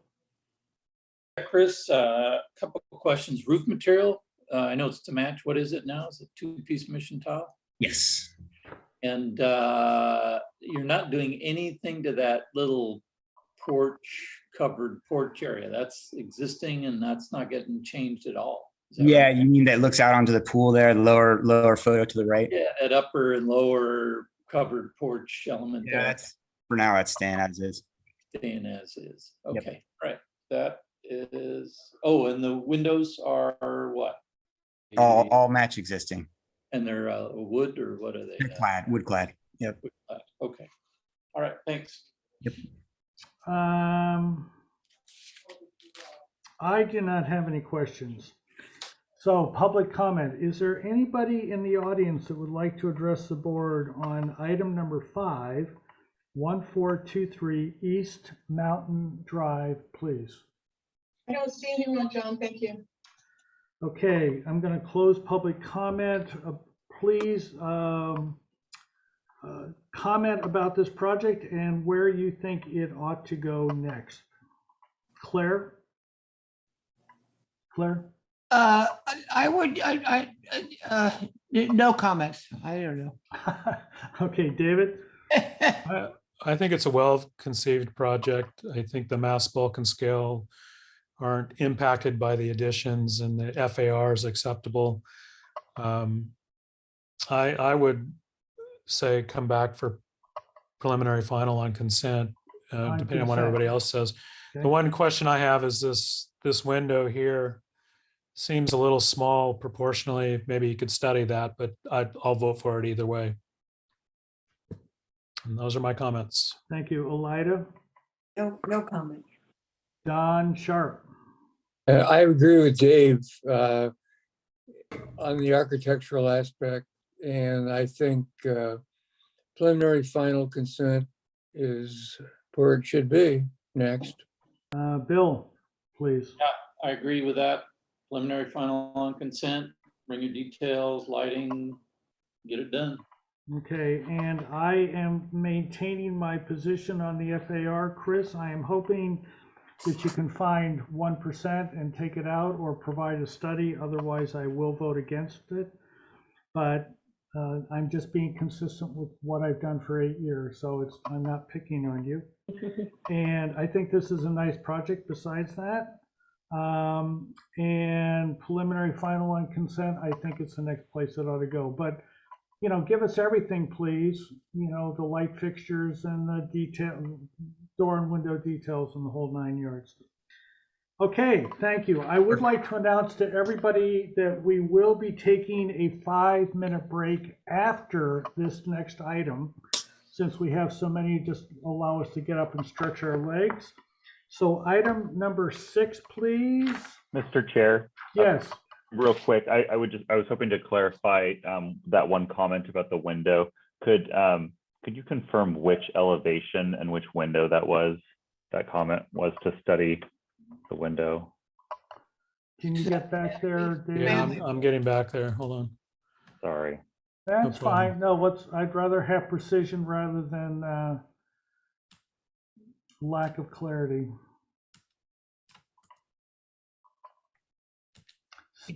South This- elevation. Right there. Window K on Okay. the south elevation. Thank you very Okay. much. Thank you, Joe. Okay, item number 6, please. 1175 East Mountain Road. Meg, I see that you're on there, or somebody with your name. I don't know who you are personally, so, okay. Please present your project. Hi, I am Meg Tierney. Thank you. So I'm the architect working on this project. And to address the hot topic right at the start, we're at 97% FAR with the proposed addition. Thank you. If we can flip to the next page, we'll see the site plan. This property is located at the southwest corner of Ribbon Rock and East Mountain Drive. It's a single family residence. There's an environmentally sensitive habitat along the east side of the property running parallel to Hot Springs Creek. The owners are very enthusiastic about restoring it, and we're working with biologists on that. There is heavy oak coverage on this property as well, which the owners love, and so we're working very carefully to make sure that we don't impact any of the existing trees. I understand that it's not under this board's purview. However, I did want to mention the detached ADU that we're proposing over along the west side of the property. It's under the 800 square foot threshold, and we're working closely with the arborist on all aspects of its design. The property is part of the original Ribbon Rock estate. So Post Hazeltine has provided a phase 1 historic resources report. The items that they have deemed of historic significance are the stone landscape boundary walls, the stone piers at the driveway entrance, and the landscape bench over in the northeast corner of the property. Again, the owners love these, and none of them will be impacted by the proposed work. The house itself was built in 55, renovated in 75. Post Hazeltine has concluded it has no historic significance. The existing home is California ranch style on the north side with wood board and batten siding, a painted brick chimney and asphalt shingle roof. The other 3 sides of the home have been modified. They're all stucco. And you can see when you look around the house that it's gone through various alterations, most notably an enclosed sun porch on the southwest corner and a chamfered bay window on the east side. All windows and doors have been replaced. The existing entry doors are currently a double Regency style double door. So our proposal is to add various small additions around the perimeter of the house and to really make the house more cohesive and enhance the original California ranch style. So yeah, there you can see the top 2 photos are of the north side, and that's really the elevation that we're playing off of for all of the proposed work. And the center left-hand side shows that sun porch that was enclosed, as does that other middle photo. So if we can flip back to the A2.0, you'll see both the proposed and existing elevations stacked on top of one another. And like I was mentioning, we're proposing the wood board and batten siding on all elevations. addition that you can see on elevation 2 of that drawing is an addition in front of the existing garage. It will be the new garage. We're using the existing garage as a kitchen space. And so we're proposing a gable end over that. And we're relocating the existing front door to what is currently a mudroom door and proposing a small entry porch over that.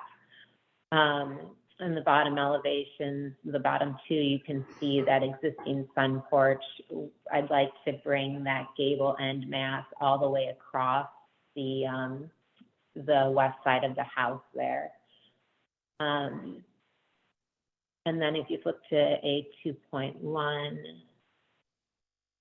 we'll be able to see on the south elevation, again, replacing that sun porch with a gable end mass, which will be the new kitchen area. And we're proposing a deck along the south side of the house, as well as a small deck off of the master bedroom. We'll, of course, be working on the detailing of this to make sure that it's consistent with the high fire hazard requirements. And then over on the east side, replacing that chamfered bay window with a gable and squared off bay window, which interestingly is the footprint of the original bay. So at some point it was modified. And I included images of the light fixtures just for character only. Of course, we'll be working to have these made night sky compliant, but I just wanted to show an idea of the direction we were moving in. And we'll provide more specific selections at our next hearing. However, we do intend to keep the color palette very similar to the existing home. And I think with that, I'd like to hand it over to Kaylee Grubb, who's working on the landscape portion of this project. Thanks, Meg. So as Meg mentioned, these clients really appreciate all of the wonderful qualities of this property. With it already has several low stack stone retaining walls and significant mature oak throughout the property. And so we plan to retain all of that existing character. What we're really focused on is the living spaces right outside of the house. There was originally a pool in approximately the location that we're proposing it in, and it was removed back in 2014. So it is an important element to the new owners of the house. So we're proposing that, and it's a very modest size. We're focusing our hardscape flagstone materials for the entrance to the house and the living spaces and patios out around the pool area. And the rest of the pathways will be more natural materials, CG close to the house, and mulch with steel header through as we get further from the house. As Meg mentioned, this property has environmentally sensitive habitat, which if you see the dark green shade kind of running north-south, approximately the center of the property, everything to the east of that, or most of that area, is considered the environmentally sensitive habitat. So we're working with Store Environmental, and they've approved, Jessica Peak has approved a preliminary plant list, and then she's doing her biological assessment this spring, I think in a few weeks. So we'll be coordinating closely, so our plant team plans reflect her report. And I just wanted to note that lower kind of amoeba-shaped green area labeled lawn is actually going to be a Carex progressless meadow. I labeled it lawn because for the client presentation that it was meant to be a play area for the kids, but we are going to keep a native meadow there and only keep the lawn to the pool in those two small panels of there. If there's anything, this property has significant old plantings that have been severely under-maintained.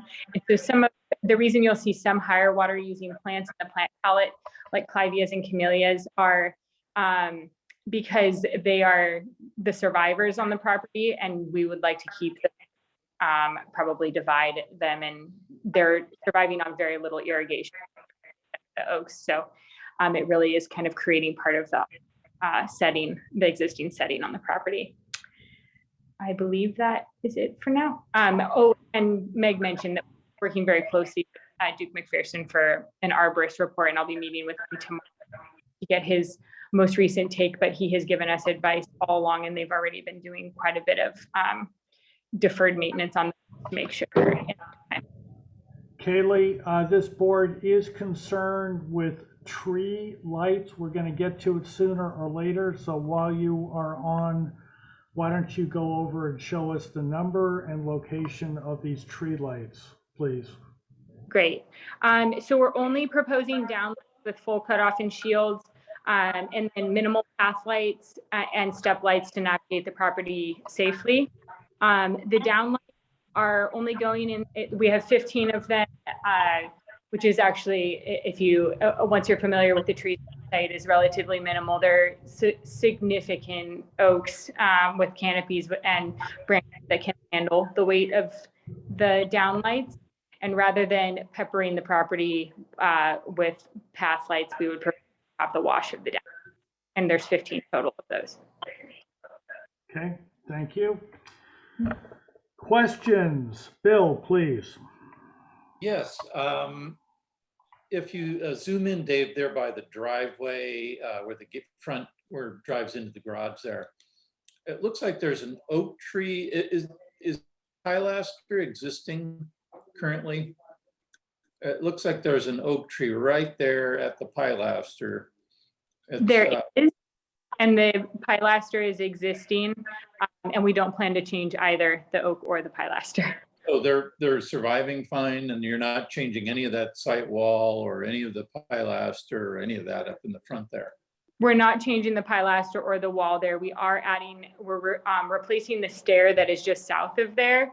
The oak, I would say, is in moderate health due to previous rot that it's had.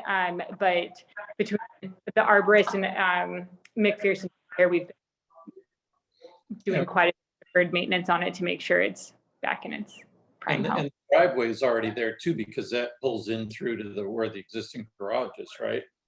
Yes, the driveway gate and pedestrian gate, and all hedging outside of the existing wall. The streetscape essentially is remaining the same.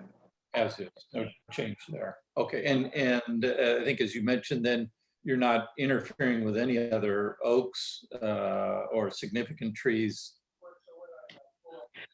No, we did significant study to figure out where we could place the pool, and we've encroached as minimally as we possibly can. And we also will be getting a report from Duke if he feels that we're imposing on it at all, and if we change the dimension. But currently we're at for a cursory look, it looks like we're significantly lower than the 20% encroachment. And that's where you had said there was a pool at one point. Maybe it was a different size, but there was one there already at one point. Yes, we believe it was more of a kidney shape, which kind of adds to the funny additions that were done to this house. Okay. All right, that's all. Thank you. John Sharp, please. I have no questions. Claire? No questions. David? No questions, John. Thanks. Elida? Callie, I'm having difficulty understanding what the relationship is between what will be new planting on this project and what will be restoration of existing plant material. Yeah. So we are, other than west of the Esh, so where it gets really steep into Hot Springs Creek, we are touching most of the landscape through the property. And that's mostly from a restoration standpoint. It's been, most of the property has been neglected, other than, well, all of it was relatively neglected. And so the oaks are thriving, and small clumps of camellia and clivia and other things that are less suitable, like cotoneaster, are remaining, but there's not very much to work with. So we will be, from a planting standpoint, so we will be replanting quite a bit of the property. almost all of it, either for restoration purposes in the attic or for the family. And there'll be a planning plan coming down the road. Absolutely, yes. Great, thank you. And I have no questions. So public comment, please. Is there anybody that is attending this Zoom meeting that would like to address the board on item number 6, 1175 East Mountain Drive, please? I don't have anybody's hand up, John. Thank you. Very good, thank you. I'll close public comment. Let's go and get some comments, please. Same order, of course. Bill? Yeah, I appreciate the architectural renovations. I think they look great. I have no issue with any of those elements. I think well done. I would question the quantity of the tree lights that you have there. It looks like there's regrouped in many of the trees, and you might consider reducing some of those. I see they're in the back areas, so I'll let some of the other board members comment on that. So that would be my only concern, other than whatever information you get back from Duke McPherson in terms of the trees and the arborist, and we look forward to seeing your planting plan come through. So, I mean, I approve what we see, and could it come back for preliminary final to the full board? That would be probably what I would suggest at this point. That's Don? it. Thank you. I certainly agree with Bill. And in my view, the lighting or lack of overlighting is going to be the issue. And it comes back for preliminary final. Okay, Claire, please. I would agree. I mean, I think that however we call it, the restoration of this house, I happen to drive by this quite often. And this is going to be a major improvement to this poor old house. And yeah, and when it comes back, we'll discuss what we want to do with the lighting. I mean, normally that's not discussed at conceptual, and I think this project can move into preliminary, full board, and then we'll go from there. David? I think it's a very nice upgrade and transformation of the architecture. And I really appreciate the landscape plan, the way the oaks and the history of the project are being preserved and also enhanced. I think it's a very nice project. My one concern too is the tree lighting, how many fixtures there are, what the wattage is, and their mounting height. I could support the project coming back to preliminary final on consent if it wasn't for the lighting. Okay, Elida, please. No comment. Okay, can we go to, it's either A 2.0 or A 2.1. I think it's 2.0, please. Yeah, the lower elevation, proposed west elevation. That right-hand side is looking, I understand it's pretty much there now. I'm hoping that there was something that you could do to give that a little bit more character. Maybe it's not that important, but I might suggest that. And see what you can do. If you know, okay. Now, I don't know who staff is right now, if it's Nicole or Joe. Can somebody come back up so we can talk with you please? I think it's Joe. Yes, Mr. Chair, it's Joe. I'm Okay. here. To the best of my knowledge, this board has never done this, but let me ask you a question about whether or not this is legal and, in your opinion as staff, desirable. I think that the Kaylee correctly represented that there's a significant amount of redoing what's there. And I think that it might be wise for a group of us to informally go, and this is the comment that's abnormal, go to this site, check out the trees that they want to put lights on, really get our hands on what's going on with the landscaping, the tree lighting, etc. Do you believe that that's legal, acceptable, all those kinds of words, please? Well, if there's a group of Subquorum. members, Subquorum. yeah, if there's a group of members that go together, I believe that would need to be noticed. I think Sharon actually may be able to help me out with this.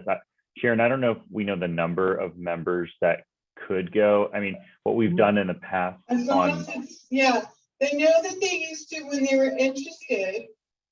And it wasn't an official one, they could go by on their own and check it out.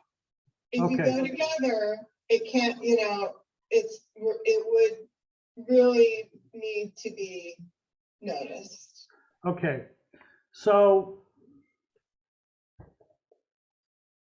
Well, the reality, John, is you've got two landscape architects here that would be part of that committee. And then how many more people do you want to, or, how many, I don't, my sense is that it would benefit the board to have some of our members with their eyes tell us if these trees are massive, I mean, huge. Well, I can tell you, I've driven by the site and two of these trees are massive. I can tell you that right now. Then maybe 3 lights is okay. Bill and Don and I haven't really commented yet, I think are all concerned about that, but that's what I was trying to get the reporting back. Is this a bad idea, members of the board, or is this something that we'd like to have done? Comments, please, from board members? My question would be to the applicant, you are fine with one fixture per tree that you show lit and at a mounting height not to exceed 12 feet, I could approve that, and that would implement me needing to go see it. If you want to keep the 3 per tree, then we might need to do a site visit. So Kaylee, can you talk to us about that, please? Yeah, I'm absolutely fine with reducing it to 1 per tree. The reason I added it to concept, because I have realized that lighting is a hot button. I wanted to kind of see, I wasn't sure what is advisable for in this board's view. So 1 is fine. Okay. How hot is Okay. So with that, thank you, Kaylee. I'm glad we had the little discussion. I think, who feels this can come back to consent? Who feels that they want to see it at the full I board, think please? this should come back for preliminary with final on consent. I To the full agree. board, to the full board. Yes. Oh, Okay. full board, I'd say consent. Okay, so what I'd like to do is to actually bring it back to the full board for preliminary and final. They may or may not get to final, but let's give them the shot to see if they can make it. And 1 light per tree, and we'll call it good. How's that with everybody? Agreed. Agreed. Sounds good. There is no motion because we are on consent. This is the end of item 6. We are going to take a 5-minute break. Please be concise with that time, and we'll pick up the meeting then. Thank you all. John, before you Sharon? go. Yep, Bill. Just to clarify, the 1 per tree, not every tree, 1 per tree that they're lighting now. Yes, thank you very much. Reduce the number of lights. It's the 3 big oaks that they're lighting. Yeah. Yeah. Okay, see you guys in 5. Thank you. Thank you. Sharon, Yeah, I have a technical question. what's that? I know you can hear me. Am I on any video here? I saw you earlier. I don't know if my I can hear you, so she can hear you. I'm not asking about the hearing, I'm asking about the seeing. I can see you, Claire, when you speak. Can you all see me when I speak? Yes. Okay, that's it. All right, there we are. Thank you. See you in a few minutes.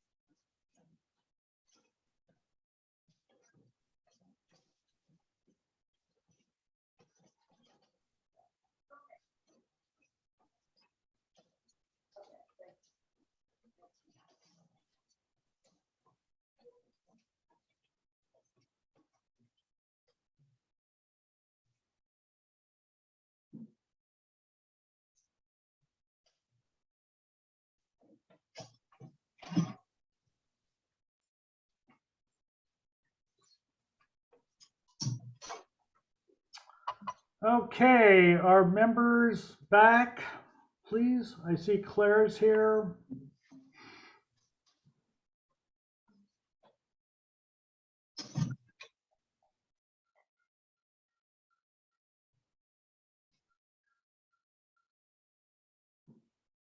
Members of the board, are you back, please? Well, it looks like Elida and Dawn aren't back yet.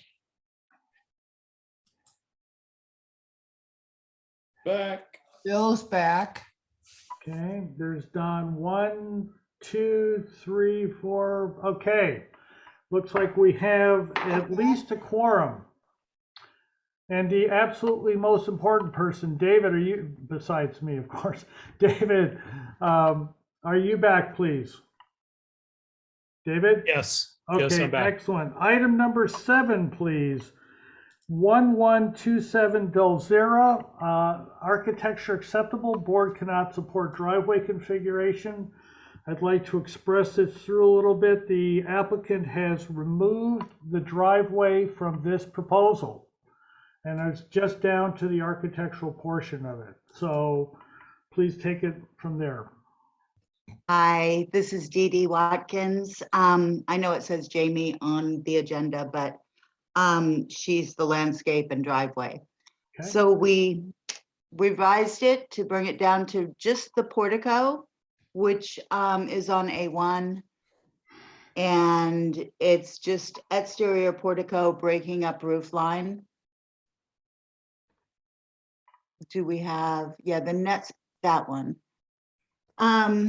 So fairly simple. I'm going for brevity here. And we've pulled out all of the other hardscape, et cetera. Excellent. We need you to be presenting more projects. Okay, are there any questions from the board, please? Let's get you started, Elida. Number 1, I don't think you saw this before, but do you have any comments here? I don't have any questions. Questions. I don't know. I haven't been able to really look at this one well enough, so I have to kind of beg off. I have no questions. Okay, so Claire. Yeah, I'd like to see the site plan. Existing to remain.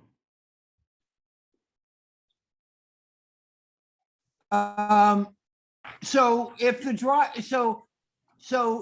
okay, my question then is in order to access the portico, the pathway from Del Sura is going to remain.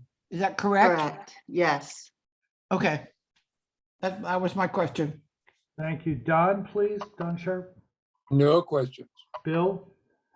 Go to that page 2, Dave. What is the material of the proposed entry there? Is that wood, plaster? What's creating the reveal? Millwork, basically. There's white trim on the existing house, and we're going to just play up and try to make it a little crisper. So it's basically millwork and match the roof. All painted wood then? Yes. Okay. All right, thank you. That's it. Got it. Okay, David? No questions, John. Thanks. And I do not have any questions. Okay, public comment. Is there anybody attending this meeting that would like to address the board on item number 7, 1127 Belzura, please? Nobody has their hand up. Thanks, John. Very good. I'll close public comment. We are back to comments from the board. Elida, I probably should not have put you first, but do you have any comments on this project, please? No, thank you, John. Claire? Well, back to questions here. It looks to me from the proposed drawing, the proposed entry, that in fact, we now have a wall around that entry. And there's, according to the picture, we have grass that comes right up to the wall, or around the wall. So where is the path? Sorry, that is my mistake for not modifying it. There won't be grass there. Currently, it's just soil, and we will probably lay flagstone within there. There is an existing stone wall, a low stone wall. If you zoom in on the photo of the existing entry, you'll see that. So we aren't doing anything to that at all. Right. So that exists, and that's the path that comes out of the entry and then goes along the hedge. Is that the same path that's going to go out to the road now? It already does. So there's an aggregate, these squares of aggregate that basically lead in two directions. It goes out to the road, and it also connects over to the driveway, to the existing driveway. I think at some point they may come back before you to improve the driveway, but right now, at this moment, the client just wants to add a little charm to the front. So Claire, do you have a comment about that, please? Very modest project. No, I understand it's a very modest project, but what I'm seeing is being presented, it doesn't make sense to me. That's all, so I don't really have a comment, if it's fine. That's my comment. Yeah. Well, I mean, I'm being shown something that shows that there's grass, and I'm questioning the graphics here, not the project. I apologize. I should have corrected that. Yeah. We're on for concept, by the way. So, Don Chirk, please. I think it's a good project and should be furthered on. So preliminary final on consent on, is that what you're? Yes, absolutely. Okay, yes. Bill. I thought so. Bill, please. Yeah, I think, I mean, in terms of the architecture, fine with it. I think, is there any more detail to see it? I mean, it's represented here, millwork, it's all good. It's got the structural drawings, lighting, fixtures. I mean, I'm not sure what they would add more for final that they don't already have. Color, probably. What's that? Color. Okay. Yeah, There is a presentation board. Do you all have that in your files that kind of reflects the? You don't, yeah, Dee Dee, we'll pick that up on consent, okay? Okay. Okay, then I would suggest preliminary final on consent. David? I agree. And I do too. So preliminary final on consent. I did look up this pure white, by the way. It has an an LRV of 84. Surprising for pure white, but so thank you. I am glad that at least for now you've got yourself a good project, and Claire, we'll get to review this on consent. How's that? Yeah, no, that's fine. Yeah. Okay. Thank you, Dee Dee. Okay. Thank you all. Item number 8, and thank you, board, for being concise. Item number 8, 1188 Summit Road. There are minutes on this, and well, what happens for a lot of these hello. Okay, consider aren't worth saving. Who is speaking, please? Yeah. Oh, sorry. So. Okay, so let's read the minutes. Consider reducing height of garage structure, restudy garage location and access, reduce amount of paving hardscape, consider reducing floor area. FAR overage may be supportable given neighborhood context. Okay, so who wants to speak now, please? From the applicant's team, please. Appleton, I think, Jesse, you're frozen. Yeah.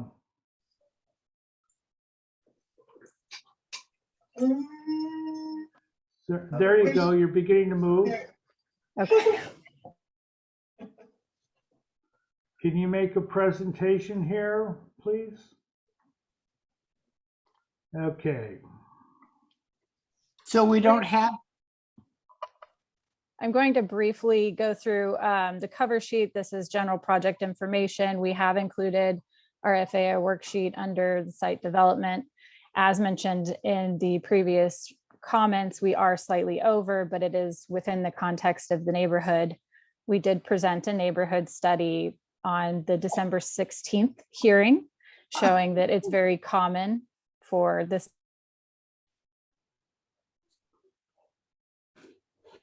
is for the You were cutting in and out. Is there anybody else on your team that has a connection, please? That's attending this meeting? There is not, but if you guys would grant me 30 seconds. Yeah, what, you want to drop off and come back on? Yes, give me. Okay, yeah, I think the next project could take a longer time, so yes, please, as quickly as you can, get off and get back on, please. And we'll take about a 30-second break here, members of the board.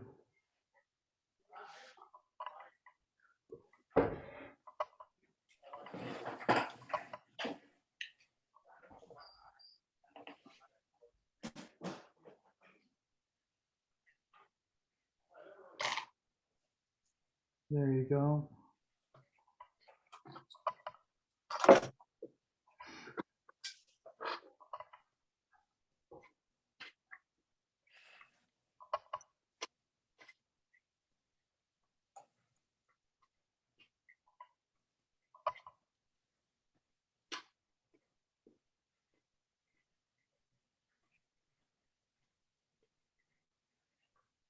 hey, Mr. Chair, Yes, please.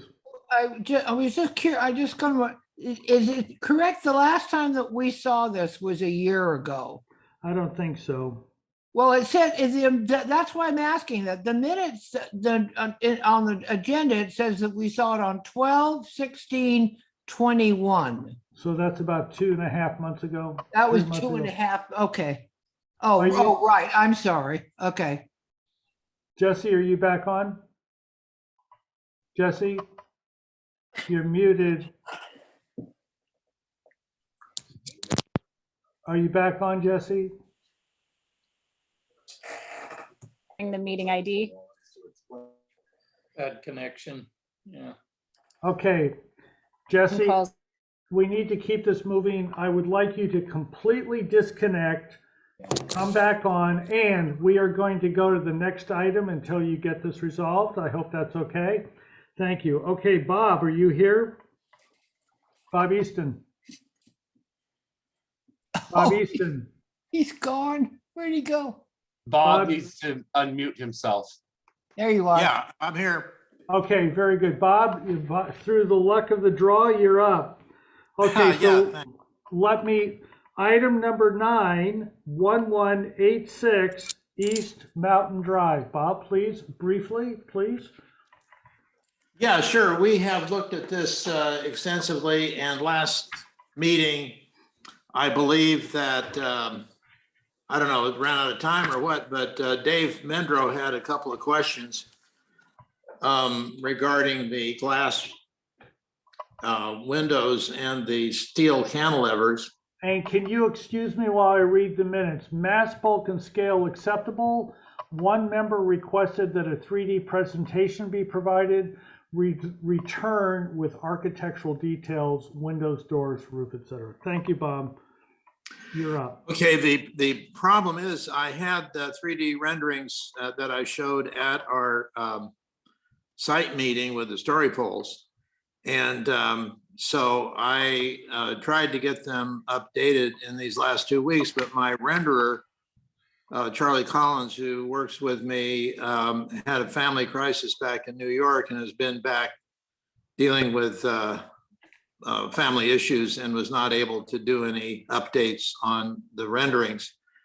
But really the changes, there's been no changes of substance to the renderings, to the house, the renderings that you saw back in months ago. And so on the drawings, the new drawings that I submitted, I have the typical door and window details. They're going to be iron doors and iron windows. And I have two generic details on sheet number 9. And then I show an elevation and the framing of the study windows on that same sheet. I think Sheet it's number 11, 9. David. David, I think it's sheet 11, down in the lower right-hand corner. My sheet number says 9. Yeah, there it is. PDF 11. But so I wanted to say to Dave, since Dave was questioning it, I've been doing these iron windows for 30 years.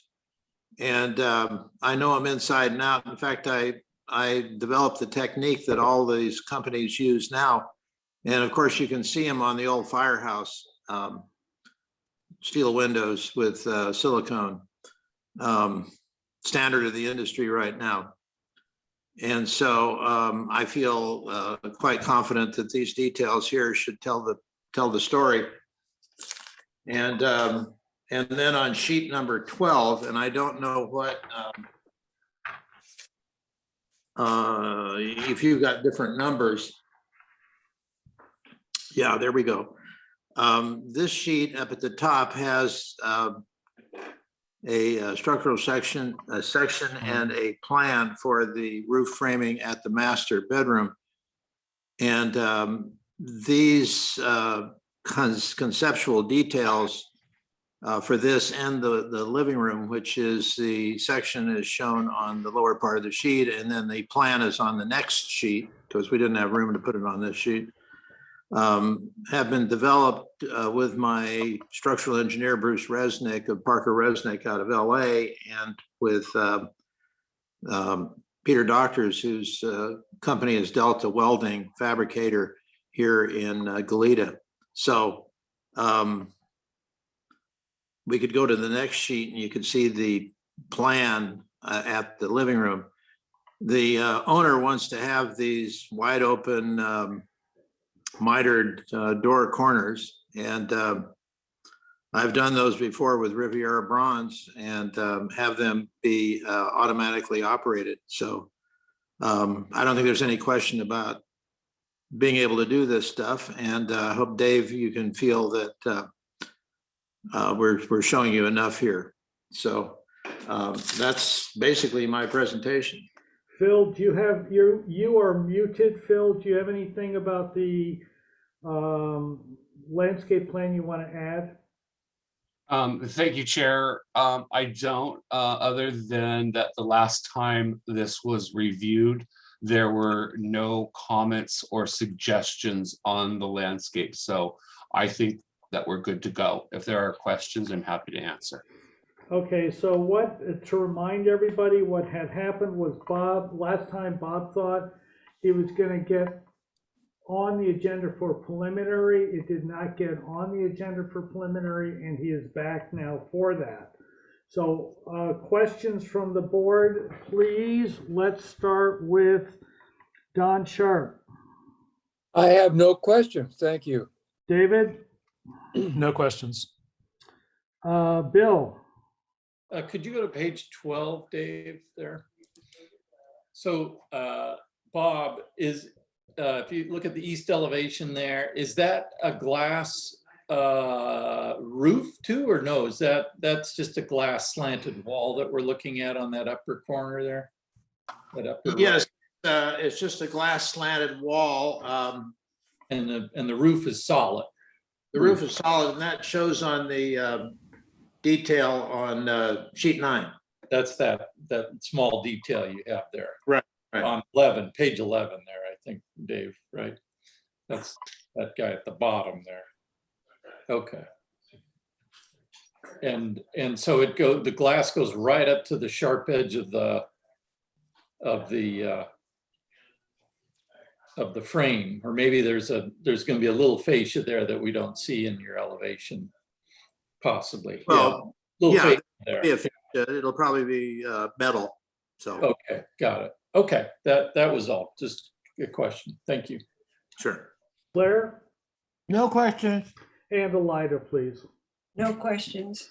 And I have no questions. So, public comment. Is there anybody in the audience that would like to address the board on item number 9, 1186 East Mountain Drive, please?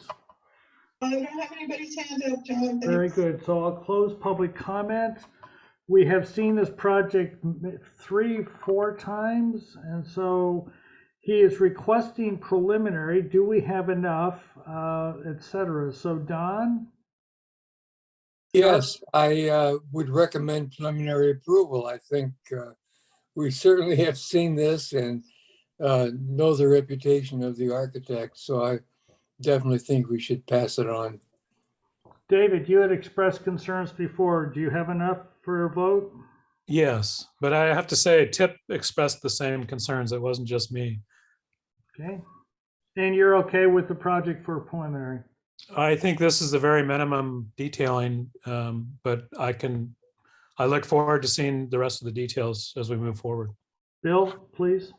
Yeah, I agree with Dave. I can give a preliminary approval, but there's going to be a lot of details, railings and roof edges and fascias and glass connections and all sorts of good fun stuff. So I'm looking forward to seeing all that. Blair? I'm willing to move this forward with preliminary approval, but I want final to be at full board. Oh, yeah. Anything else? No. Elida. I'll bow to my colleagues on this. Okay, and I think so too, but Bob, I want to tell you that you have the privilege of being on the same meeting as item number 10, which would normally have been the next item, which has an extremely similar set of details and problems, architectural problems, not in the negative sense, but things that need to be solved. I would highly encourage you to stay on the meeting and watch the item 10 presentation. And because I think this board is going to expect that level of details, and also that architect, I think, solved it, but we will see what the rest of the board says on that. So and so I would like to get a motion for preliminary approval, please. We'll make that Anybody? motion for preliminary approval. Is there a second, please? I'll second it. Okay, any further discussion? All those in favor, please say aye. Aye. Aye. Opposed? Okay, Bob, please do stay on. I think you're going to see the level of detail we normally get on this from this committee. Okay, item 8. Hey, thank you, board members. Appreciate your time. Thank you. Item number 8, we're back on. Jesse, are you back with us? I am. Can you all hear me? Yes, thank you. Okay, let's go. Item number 8, just so it's clear in the record, 1188 Summit Road. Please go ahead, please. Yes, so I'm Jessie Richards representing Appleton Partners for this project. It is the construction of a new detached pool cabana and a new detached garage. We have on the cover sheet our FAR worksheet. We are slightly over the recommended, but in our previous hearing on December 16th, we shared a neighborhood study that shows it is very common to this neighborhood for the lots to be over the recommended FAR. Let's go to the sheet 3. So the next sheet is just general notes, nothing exciting. Sheet 3 is the survey. There currently exists on the property a 2-story single-family residence that was built in 1920 and a detached covered carport Next sheet, please. So this is the site plan showing the proposed new detached pool cabana adjacent the existing single-family residence and the location of the proposed detached garage, which will replace the parking previously provided by the covered carport. Next sheet, please. So these are the plans and elevations for our pool cabana. The detailing and materiality is entirely to match the adjacent main house. We've even chosen to match the eave height, the roof pitch, and materiality of that corner of the family room, which you can see in 2 of our elevations here. Oh. Next sheet, please. These are the plans and elevations for the detached garage. In our previous hearing, the board asked us to consider reducing the height of the garage, which we have done. We brought down both the garage portion itself, which is that center of the structure, and then the wings on either side are storage enclosures, one for trash, one for landscape equipment.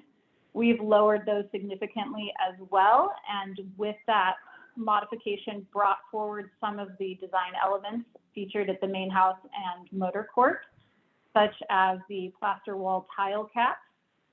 Next sheet, please. Actually, we can zoom through 7 through 13. It's going to be our door and window schedules for both structures, our details for doors, windows, foundation, roof. And then when we get to sheet 14,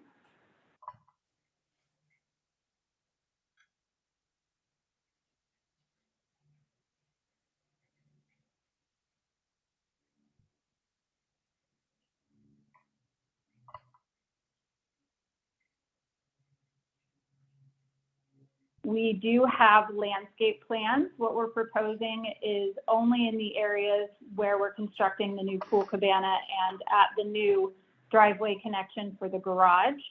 In the December hearing, the board asked if we would take closer consideration of how we were accessing this garage. We previously showed the drive switching back off of the existing motor court and coming from the north, which is oriented to our right in this drawing.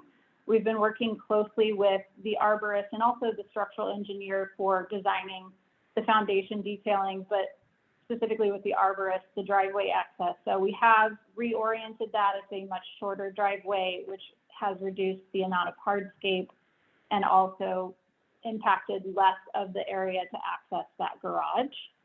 And then again, we're proposing some new landscaping on the north end of the property where we are proposing construction of the new pool cabana just to embrace it into the existing landscape.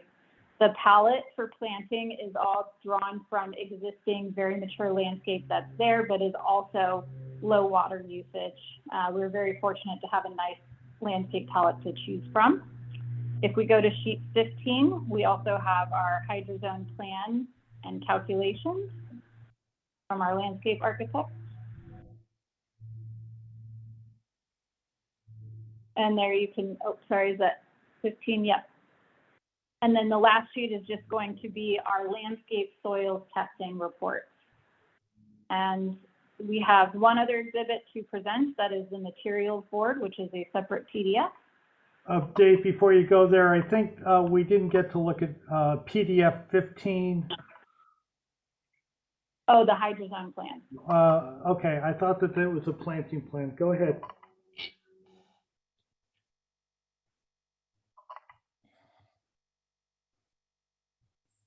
So as I mentioned in the drawing presentation, all of the materials for the structures are to match details of the existing house, materials of the existing house. So all of the photos you see here are actually ones that we took of the existing property, with the exception of the doorknob, the hardware, but it will be in the same language, color, style, and finish. And we are, for the exterior paint color, matching the color of the existing house, but we took our Benjamin Moore deck out there just to get a closest comparison, because I know light reflectivity value is something the board's interested in.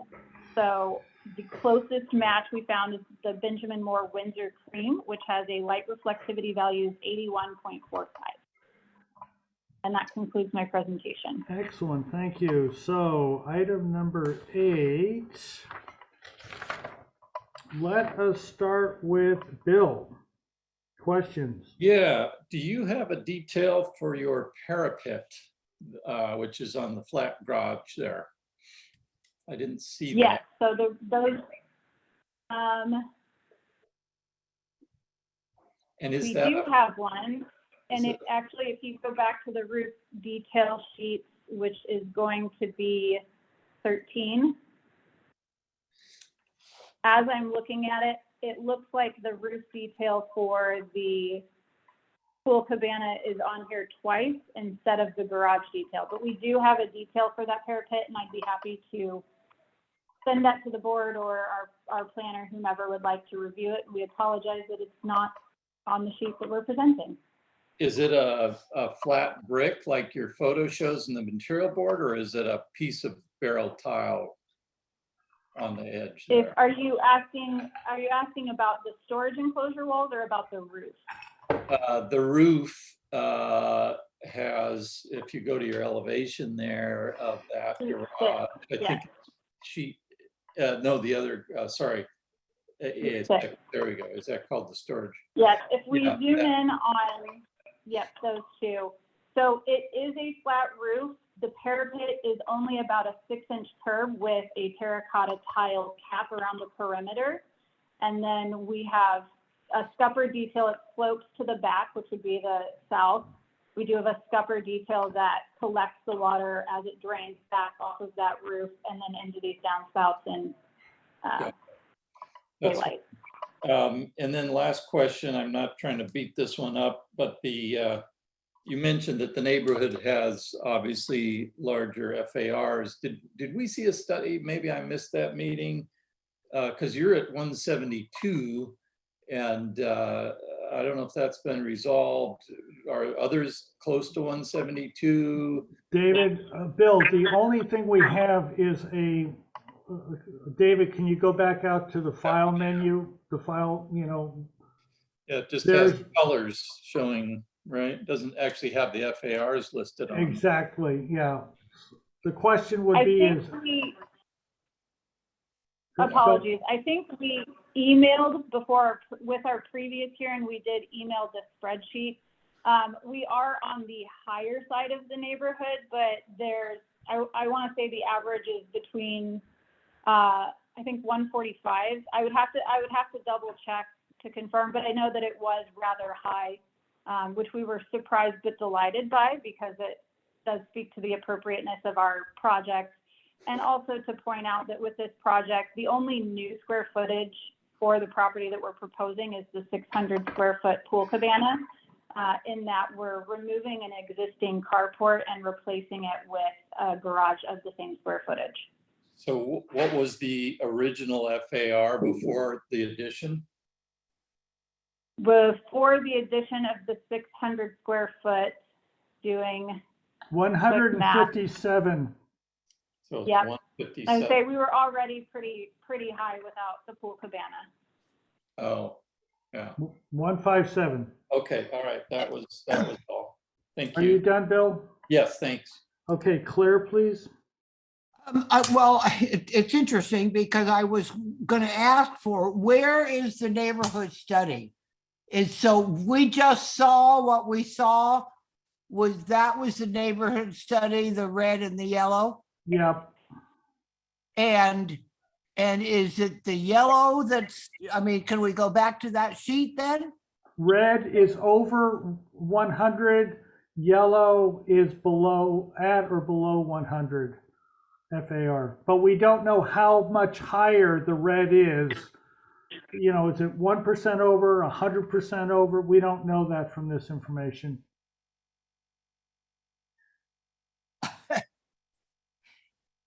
This is the only neighborhood study that they gave us then. We don't know what the actual numbers are. I Jesse? believe in the December hearing, we presented the spreadsheet that accompanied this, and it does not seem to be in this hearings folder. So I'm happy to resend that via our planner or Sharon, whomever the appropriate channel is, if that would make the board happy. Claire, is that your only comment? No, the Question. Is it your only other question? comment was, the other comment is. Questions. Oh, okay. We're in questions. I thought, oh my That was God. my mistake. Question, are you done with that? No, I actually, my other question was, can we go back to did we miss the landscape plan? I mean, maybe it went by really fast or something, but I just don't. 14. I mean, I got the numbers, but I didn't see the actual plan.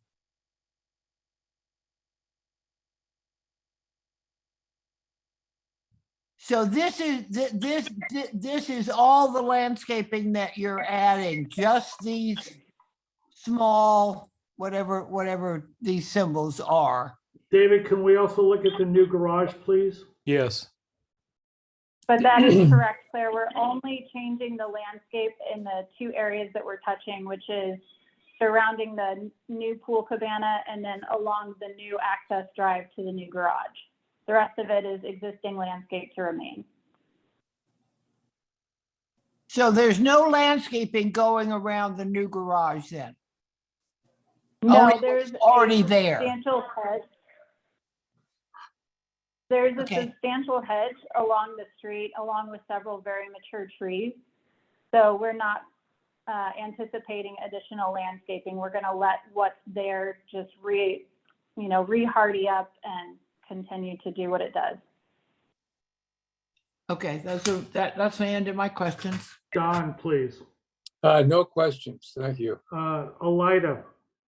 The new planting that you are going to be doing, are you drawing from an existing and repeating the existing plant palette? Are you introducing new varieties? Or No. Everything that we're proposing already exists somewhere on the site. We were very fortunate that it is a very attractive existing landscape. So what we're doing is just taking that language and repeating it in the areas we're touching. Good for you. Great. Thank you. David, please. No questions, John. Thanks. And I have no questions. Okay, public comment. Is there anybody in the audience that would like to address the board on item number 8, 1188 Summit Road, please? No, thank you, Dan. Okay, I'm going to close public comment. Go back for comments. Bill, comment, please. Yeah, so I may have missed the meeting in transition here or something. I don't know. No, you did not miss the meeting. It so- has never been presented to us. All right, so the FAR seems a little high. That really is my only concern at this point. I have no problem with the architectural style and the details, although they're missing a few, mostly the parapet. I think the FAR issue has to probably be resolved here because, just showing us which ones are over doesn't really give us a good indication as to how much over they all are. So I would say I would really want to see that before I could say yay or nay on this. I think the way it was worded in item 4, consider reducing floor area, FAR overage may be supportable given neighborhood context. So I don't know if we've gotten enough information to be able to support that yet. That's all. Thank you. Thank you. Claire, please. Comments? My comments are similar to is that I'm not going to be able to approve this with an FAR of 172. That's my comment. Okay. I mean, this is the FAR is getting pushed by a garage and a new carport. I'm not going for it. So those are my comments. Donald? Yes, I agree that we have to have more information at least on the car and the additional FARs in the neighborhood. Thank you. Elida? No please. comment? Okay, David? Yes, I think this board historically rarely approves projects this far over the recommended FAR, and I would require very detailed information to be able to justify that. I'm fine with the architecture. I'm also, it's very hard for me to read the landscape plan, so I'm going to be totally dependent on the landscape architects on the board to determine if that's acceptable. From this plan, I can't really tell what it is.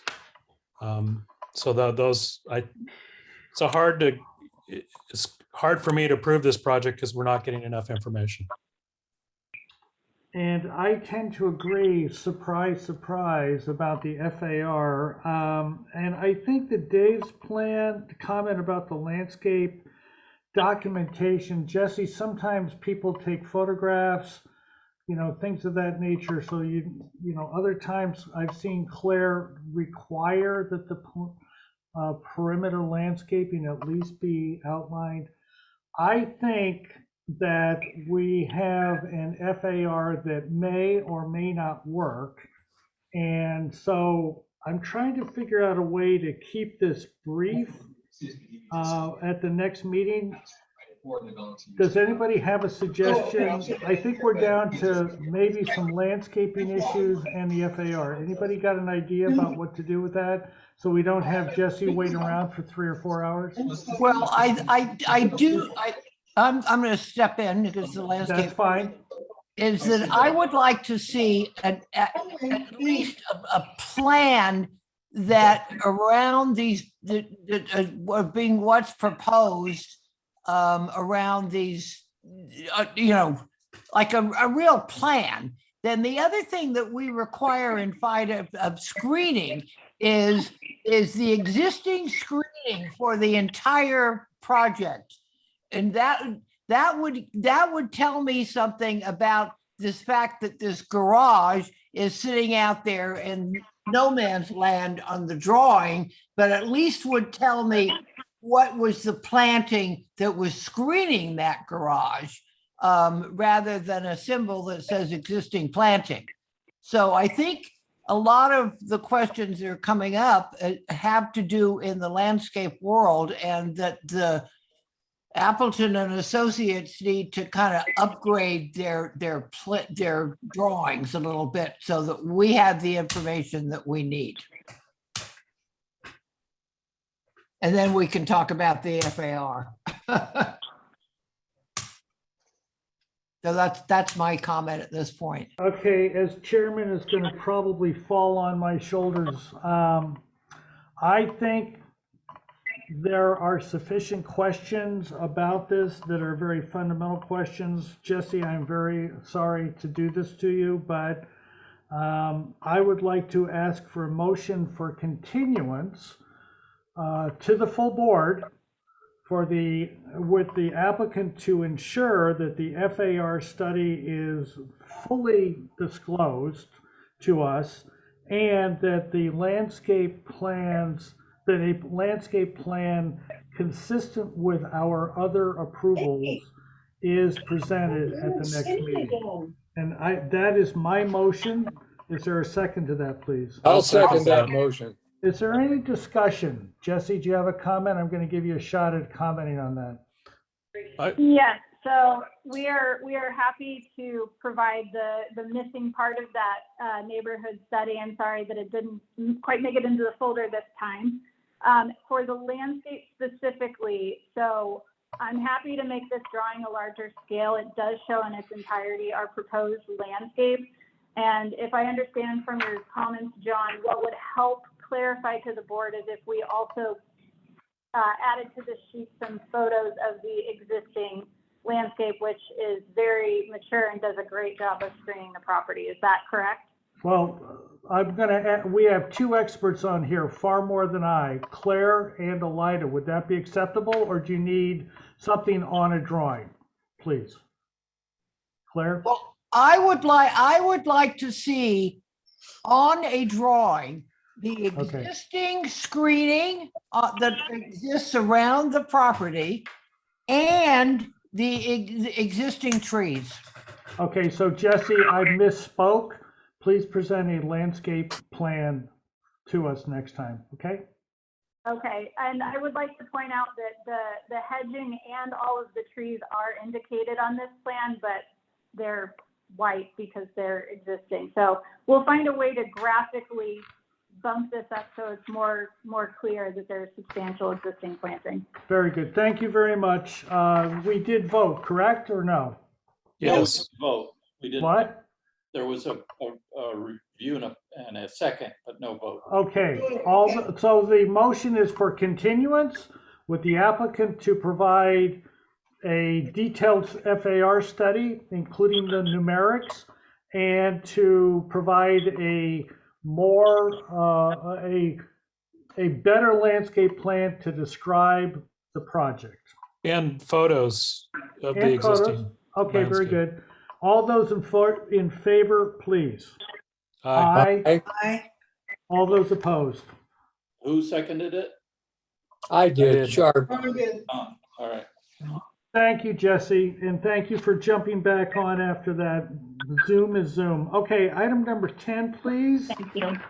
1240 Toro Canyon Road. We are on here for preliminary and final. So we have a planner memo, please. And I'm going to, okay, we'll start with the minutes. Great project, well designed and sited. Driveway landscaping will be very important. Consider fire-wise landscaping / firescape. There's also a planner memo. And if I can summarize this, there were several technical errors in the description of the agenda, et cetera, and the planner pointed those out, non-substantive to the project. Okay, so Finn, are you on? Anybody Yes. else? Finn, okay, we don't see you. That's not a requirement, but there you go. Okay. Can you see me? I can. Welcome. Well, good afternoon, Chairman and Board. I turned on my video, but it's not working yet, I guess. No, I can see you. I see you. Okay. You're fine. All right. Okay. My name is Finn Cappy, and we are back to present this project to you for preliminary final. I wanted to start on page 1 that we're looking at and remind everyone of the site and project location, which is in the, I would call it a mountain valley between the first and second ridge in Toro Canyon. You can see it in the small square with the red arrow on this sheet, in the middle of this sheet. Thank you. So to the left of that dot is actually the first ridge that you see from Montecito and the ocean side. And where the site is not really visible, although the site does have a view towards the bay. On page, and then back up to the rendering in the top corner, if you could enlarge that. One of the issues discussed was the driveway and landscaping, and this is one of our renderings to support what we're proposing there and the overall location. We've added kind of Google Earth terrain to try to give you a more accurate feeling of where we are and what we're trying to do. There was a question about the garage elevation, and you can see some plantings in front of that to try to kind of filter that from view of this side of the canyon. On page 5, we've added some site perspectives, PDF 5, thank you.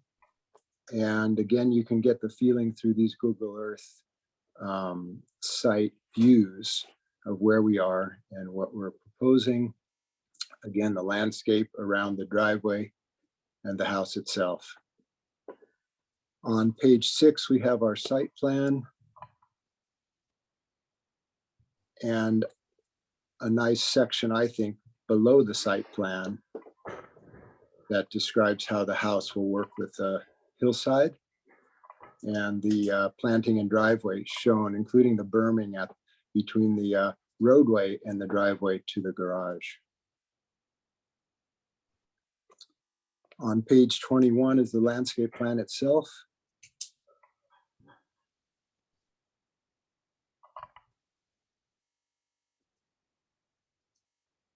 Actually, your sheets are named by the PDF page 21. Let's see. Nope. That one. Here, I think I found it. There it is, Here. 21 of 20, 21 of 27. Okay, Thank you. here. One more. Perfect. Yeah. Yeah. So this is our landscape plan. And we also have 3 green roofs on top of the lower, upper level and garage.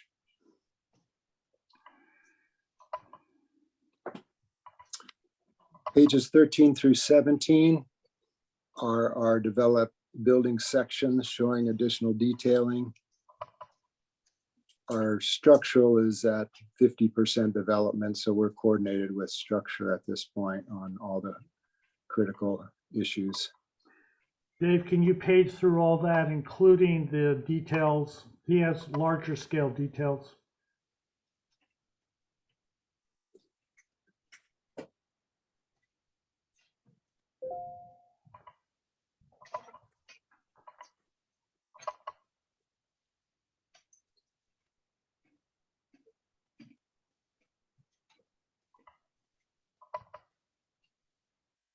And this is our materials board or sheet showing what we have in mind. That's really what I had intended to share at this time, unless there's more questions. Okay, excellent. Shall we start with Bill, please? Yes, I am looking for the cable rail detail and don't see that anywhere. Is that, am I missing that somewhere in the drawing set? I see. I know I think we have it shown in some of our sections, but specifically a cable rail detail with parts and pieces and all. It's maybe not in our set yet, Bill, but standard, it's kind of a standard application. Use a prefabricated manufacturer's unit of some sort, or That's custom? You know, that may be a value engineering issue. I think we're going to try to get something off the shelf if it works. Feeney or somebody like that. Okay. Yeah. Okay, and light fixtures, did I see those anywhere? Are you doing lights in the soffits or any surface mounted fixtures? It looks like you have surface mounted fixtures there in your elevations. Yeah, I think that they show up on our schedule sheet. On your electrical plan? Oh, is that on A101 or is that landscape? It's on the site plan. On our site plan, apparently. Okay, so A101. Lower left. So for site lighting, this is what we intend, just the FX1 down lights around the driveway area. The cylinder lights are outside our doors, and the soffit down lights, can lights occur a couple of times also. And that's all we have. And the colors are on the material board, I believe, right? You have colors selected for the building on there as well. Just trying to go through all your final pieces. Okay, there you go. Thank you. Thank you. The colors of the building or of the light fixtures? Building, building, all of it. Materials. There's a railing there, Bill. I see, yeah. Cable rail, that's good. Smooth trout plaster. Do you have colors of is it integral plaster? What's the color there of that? Do you have that somewhere listed? It's not listed yet. We could provide that. Integral plaster, if possible, is first choice. Okay. Okay, that was it. Thank you. Thank you. Mr. Sharp. No questions. Claire.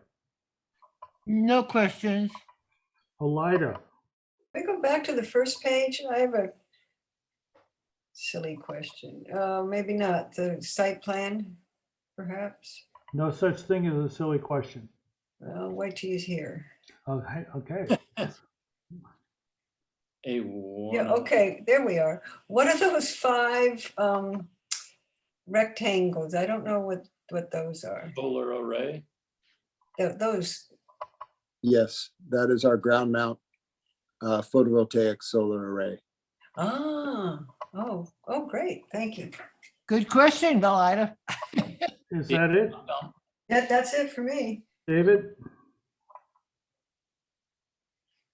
David? Maybe you're on mute, Dave? Sorry, no questions, John. Thanks. Okay. I will preface it by saying that this board has found that driveways are oftentimes the most visually pronounced elements of the project. I was able to make this site visit. As people may remember, there were only 2 of us, I believe, that actually physically got up there. I know that this project is hidden, but I see no landscaping or any real delineation of retaining walls, slopes, grading, anything like that. Is that somewhere that I could not find? We do have the civil sheets included in this set. If you keep going towards the back of the set. I don't know if that's going to satisfy what you're looking for. That sheet right there. Well, that doesn't, as you are probably far more aware than I am, this driveway goes back quite a ways. And the question is about the entire length of that driveway. Oh, okay. I don't see any landscaping. I don't see what you're doing with this. Maybe you're going to tell me we're not doing anything, but what's going on here? Okay, I understand. I understand your question. Thank you. Well, we call this the roadway because it crosses multiple properties. The driveway, in fact, in our view, is just the access to the house itself from this roadway. And the roadway does have some retaining to the uphill side as required by civil and by the fire department. But, and we've minimized that both for cost and aesthetics. And we really haven't dedicated, for instance, landscape plans, things like that, or colored concrete or that sort of thing. For the roadway itself, we focused and maybe misunderstood that the question was more about the driveway proper that leads to the house. And that's why we showed you a lot of landscape development around that. But I understand your question is more than that. Okay, that's all the questions that I have. Thank you. Public comment. Is there anybody in the audience attending this meeting that would like to address the board on item number 10, 1240 Toro Canyon Road, please? John, there are no hands up. Thank you. Very good. Thank you, Sharon. Okay, I'm going to close public comment. Back to the board for comments, whether or not you feel there's adequacy for final, or is this just good for preliminary? Or any other comments, of course. Bill? Yeah, I like the architecture. I think everything looks good. I think you're definitely 95% there. I think there's some details that, like the timber trellis, you're gonna have some flashing on that probably is gonna show copper or metal or something on the edge. The guardrails you show, which could work. So I mean, I could be okay with this. I just, and I'm gonna have to rely on the landscape architects to see if that's sufficient enough information for them. Is the plaster on the retaining walls, or is it board form concrete? So there's just a few little detail-y questions like that I would have, but I think it's all there just with a few little tweaks. So, I mean, I'd be okay if either giving it final on consent, to come back for final on consent, or if everybody else is okay with as is, then I'll vote with everyone else. So that's it. Thanks. Don, please. I would recommend final approval with possibly the drawings to come back on consent, just to check over the items that are missing, but I think it's a well-detailed project and should get final approval. Don't you really mean preliminary with final to just pick up the last few things? Correct. Okay, very good, thank you. Claire, please. Well, I think this conversation about the driveway is, so I would be willing to give it preliminary today with the applicant to come back and as other applicants in hillside projects have done, to actually flush out this, what they call a roadway, what you call a driveway, because we don't know what retaining walls, we don't know anything about this long roadway and what the impact of that is visually going to be. And so I can't possibly give this final without knowing what is going on with the driveway. And I would like to have more information about the little colored circles that are now considered to be the landscape plan. I think this, having lived in an area very much like this, it is really important to get these, not the house is fine with me, but somehow getting all these long roads and driveways, getting them settled into the environment. And the house is okay with me, but the rest of this, the other things that go with this is unacceptable to me right now. So that's where I'm at. Elida. I too am curious about the driveway. The applicant talked about it going through other properties. And I don't know if it's just a common road that everybody uses to get to their own properties, or I'm a little confused about the driveway too. Not so much the landscaping at this point, but just how do you get from A to C? David?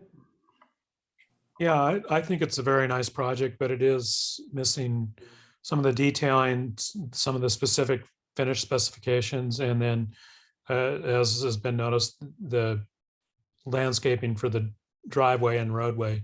So I would be willing to support preliminary approval, final on consent with those issues resolved. And I can concur with everybody, but just reiterating with David. So do you want to have a comment here, Finn, or shall we just make a motion to that effect? Well, thank you. If Laurel or Eric are available, I think they could talk to the landscape approach around the house, which a lot of work has been done on that, and they have very specific ideas. And I do think if you look closely, all plant types are specified already on the landscape plan. Which sheet is that, please? It's the top one that we're looking at, that one. If you zoom in on, I know the print is small, but everything is quite specified, and all these materials, Eric is a biologist, and he's very adamant about using materials that are only available around this site itself, and natural plants and trees that are native. So Laurel or Eric, are you available? Hi, I'm Laurel Zahn. I'm the property owner. To speak about the landscaping, all of these plants on the plan are native plants that exist on the parcel in other locations. We don't have any large trees because the property was affected by the Thomas Fire a few years ago. So all of these plants are natives that we plan to put around the driveway and the house. To speak about the roadway a little, the roadway does go through 3 other parcels. It is an existing dirt road, and there is existing landscaping on those other parcels, and it's used by other property owners. So yeah, we didn't have any landscaping planned on other people's property. And the Maybe road we is, can go to the, excuse me, Laurel, there is some site photos, I think. Yeah, I think that thank you, Finn.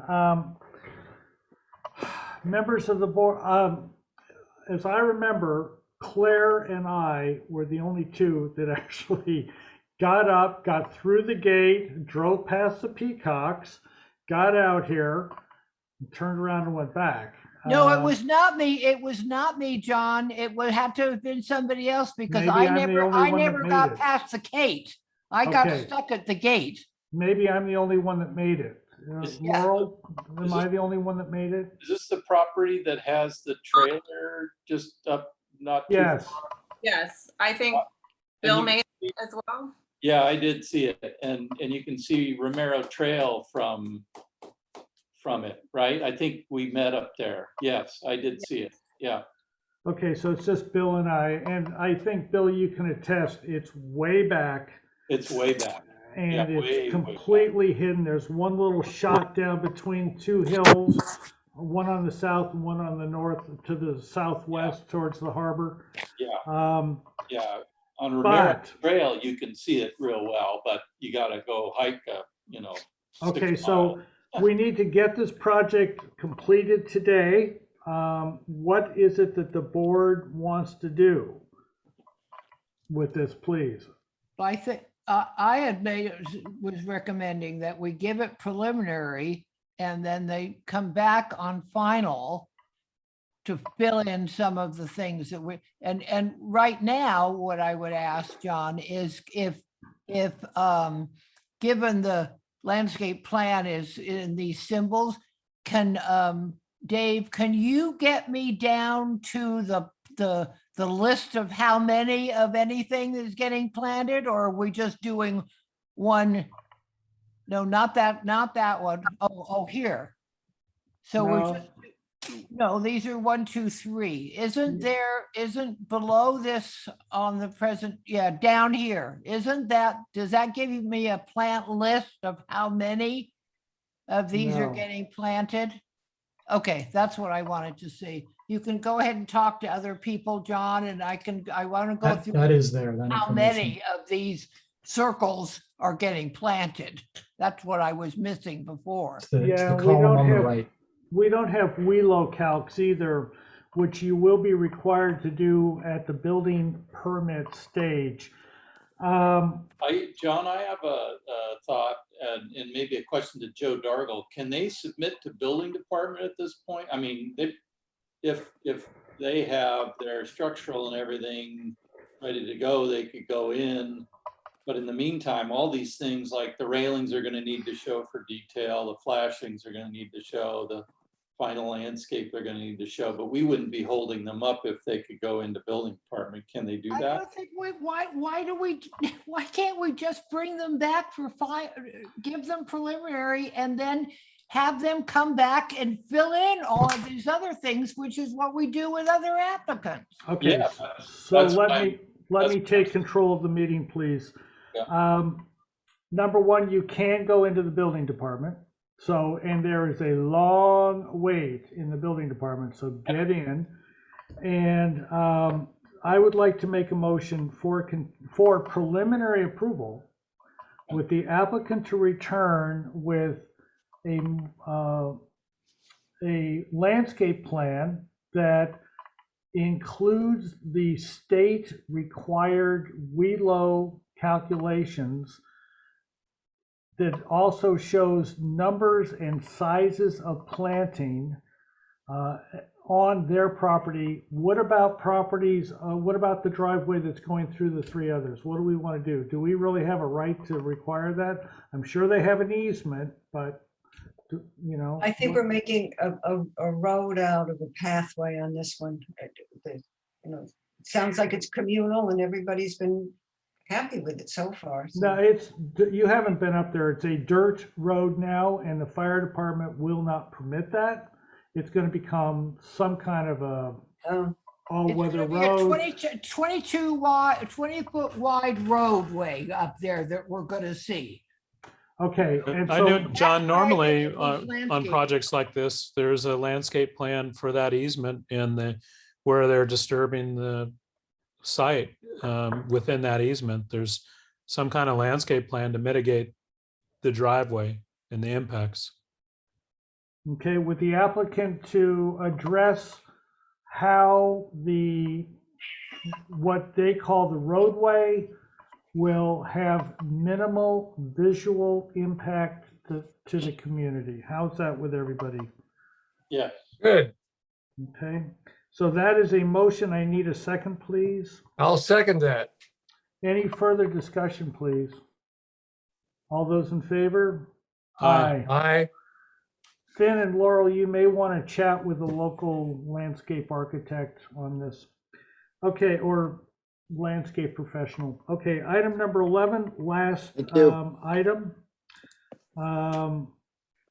2340 Sycamore Canyon Road, again, on for preliminary and final. It's got Michael Holliday's name, or is he here, or somebody else, please? Please? Anybody here to represent item number 11? Yes, I am 2340. here. I was muted. Can you hear me, John? Yes, I can. Okay, let me read the minutes, please. Nice project. Provide complete FAR worksheet. Clarify project description and phasing. The board expressed concerns regarding site layout. Provide additional landscaping and other buffers from neighboring properties. Carefully consider paint color and the light reflectance value LRV. LRV should not exceed 84. Have the project reviewed by the Montecito Fire Department. Return with a complete set of drawings, including civil, landscape, exterior lighting, which I think, is this a project with 75 sheets, Michael? 45. 45. Okay, so Michael, the stage is for you. Great. Thank you. Thank you very much, Mr. Chair, members of the board. My name is Michael Holliday. We are here for preliminary and final. We really appreciate you guys agendizing this project. We've been in the waiting queue for about 7 months now to be at this point. So really excited to be able to present this to you today. This is very much the project that we presented to you last time. And we'd kind of like to walk through each one of the sheets just so you can see the level of detail. Little rendering we have there. If there's any questions, we can come back to the FAR calcs. Just to remind everybody, this is a very modest addition to an existing kind of rambling ranch style home that we're actually transitioning and transforming to a kind of a modern ranch redo. With a carport over there onto the side. It's kind of a hodgepodge of building textures right now, materials. Everything's going to be a board and bat, hardy plank, off-white. The LRV has been adjusted to be in conformance. And we can come back to any of these details if you want to, but maybe we can just kind of... Dave, you want to hit the FAR real quick, since that was something? Thank you. So you're fine, not a problem. Okay. Yep. Okay. Except you can't see it. 0.84. Okay. Yeah, 0.8. We're significantly below a lot of the houses in the area. We can kind of skip over and go to the site photos just to show you a little bit more about the existing context set way back from the street. Very, very large front yard that we're taking advantage of. It gives you some context. Next slide, please. Gives you a good sense for existing conditions. There's a lot of facilities on the site that we're kind of unifying, and our landscape architect, Guillermo, is going to be presenting that in a little bit more detail after I finish with the architecture. We can kind of skip that next shot. That's just interiors. We're completely redoing the interiors. Go to the next slide. We do have all the windows called out and the doors and the lighting. And we have these photos on the color materials boards. We can come back to this, but we specified the Anderson windows and doors and decking and lighting for the whole facility. Next slide, please. Just existing survey, show you what we're starting with. Next slide. Shows you what we're proposing to do, which essentially is the addition out onto the front and unifying the driveway. We do have a letter of approval from Montecito Fire Department. That was one of the conditions, and we're adding these 2 new front entry gates, which we do have detailed. That was what questioned last time. essentially it's just refinishing and reworking with what we have and bringing in the driveway into conformance so that it works and providing these new driveway gates. And Next is slide. are both driveways existing, please? Yes, they are. These are good question, John. Yeah, so both of these driveways are existing to be maintained, and we're just kind of working with the existing stone wall that's there along Sycamore Canyon. You probably won't even notice much of a change from what's existing there, but we are working with the existing driveways. The next slide, we've addressed all of our stormwater management issues. Happy to answer any questions about this. We hired a civil engineer to really address the stormwater on this site, which was a major concern with debris flows and so forth. And so they've basically engineered a system that gets the water off the site and down the historical path of water flow. Next slide. This just gets into all kinds of detail about our site elements. And this is, again, if there's any questions, we can come back to this. I'll focus on the architecture. This slide kind of shows a little bit more the proposed architectural site plan. Again, we've working with mostly with what's there, and we'll show you in a minute what we're doing with the roofs. This is almost identical to what you guys saw last time. Next slide, please. We're on the landscape. This is existing conditions. I'm gonna let Guillermo talk about this one after I finish up with the architecture. So we'll probably let's go to the next couple slides. I think these are all the landscape slides, so we'll skip over these. Yeah, I'll let him talk about the front entry. This has been part of the work that he's been working on. So let's go to the next one, the entry gates and so forth.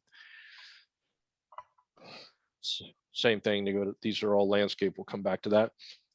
And the irrigation. Yeah, and the planting plan, to go to the next slide. So here's our perspective rendering. This gives you a good sense for what it's going to look like as we kind of try to unify the existing house. The next drawing, if you go to the next slide, please.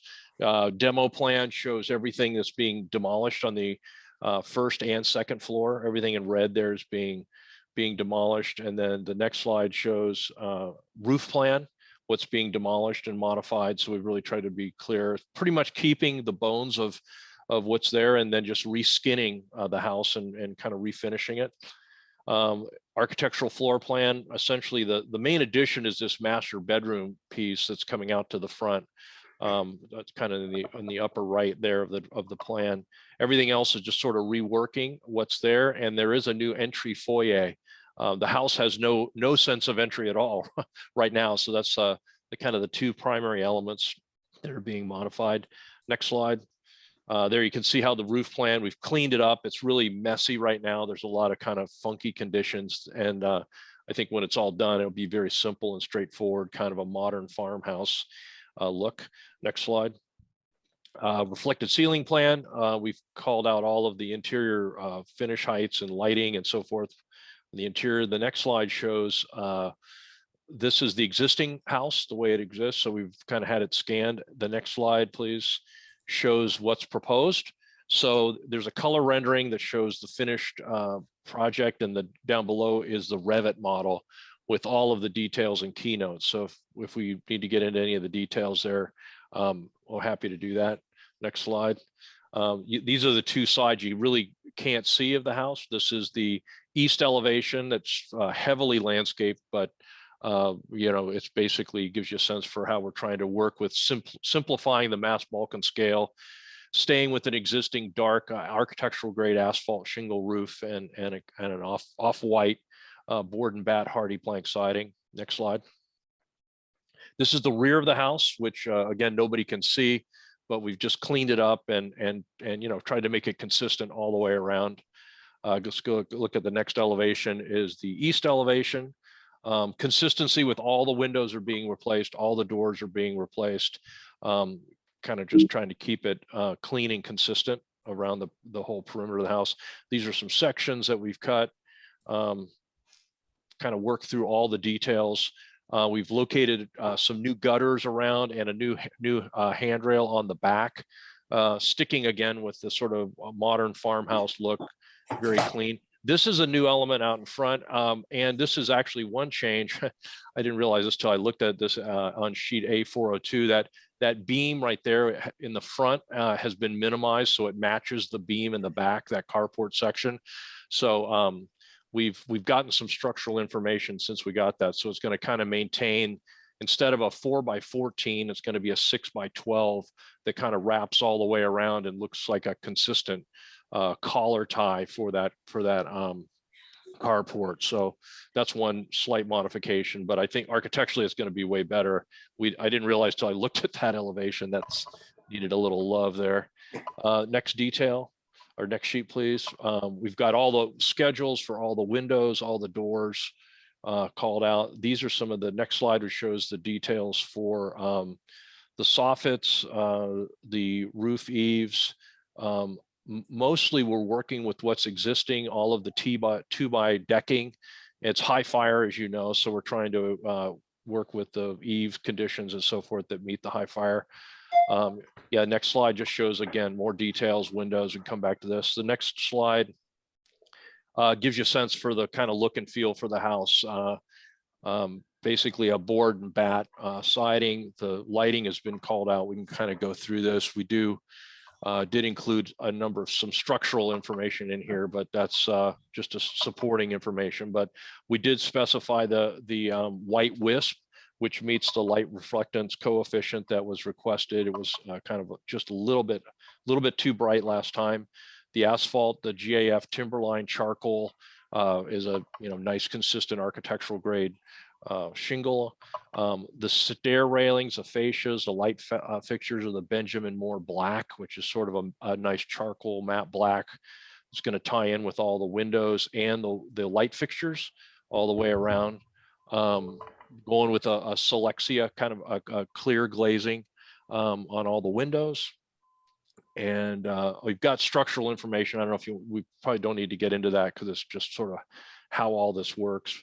But if we can, we'll go back to the landscape drawings, and I'd like to let our landscape architect, Guillermo Gonzalez, present those drawings before I wrap up. So Guillermo, you there? Yes, Michael, can you hear me? Yes, we can. Okay, thank you. If we can go back to the existing landscape, which is the previous page. Thank you. So we can start from here. So this is the existing side, like Michael was mentioning. We're keeping the wall along Sycamore stays there. Everything that we're gonna do is behind that wall. We are going to remove some existing palm trees. That's not the style that the owners want to go. We want to go with more of a Mediterranean native style. And so we removing those palm trees, as you can see. We can go to the next one.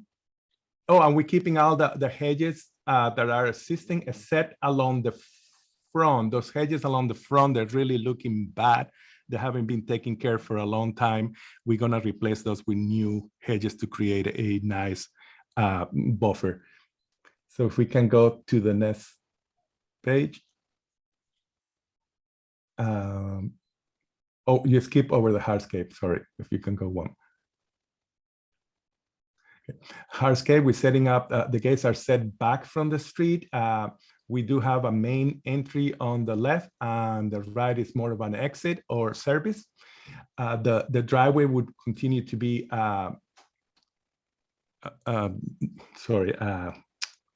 chip seal. I'm blanking out, my apologies. Chip seal.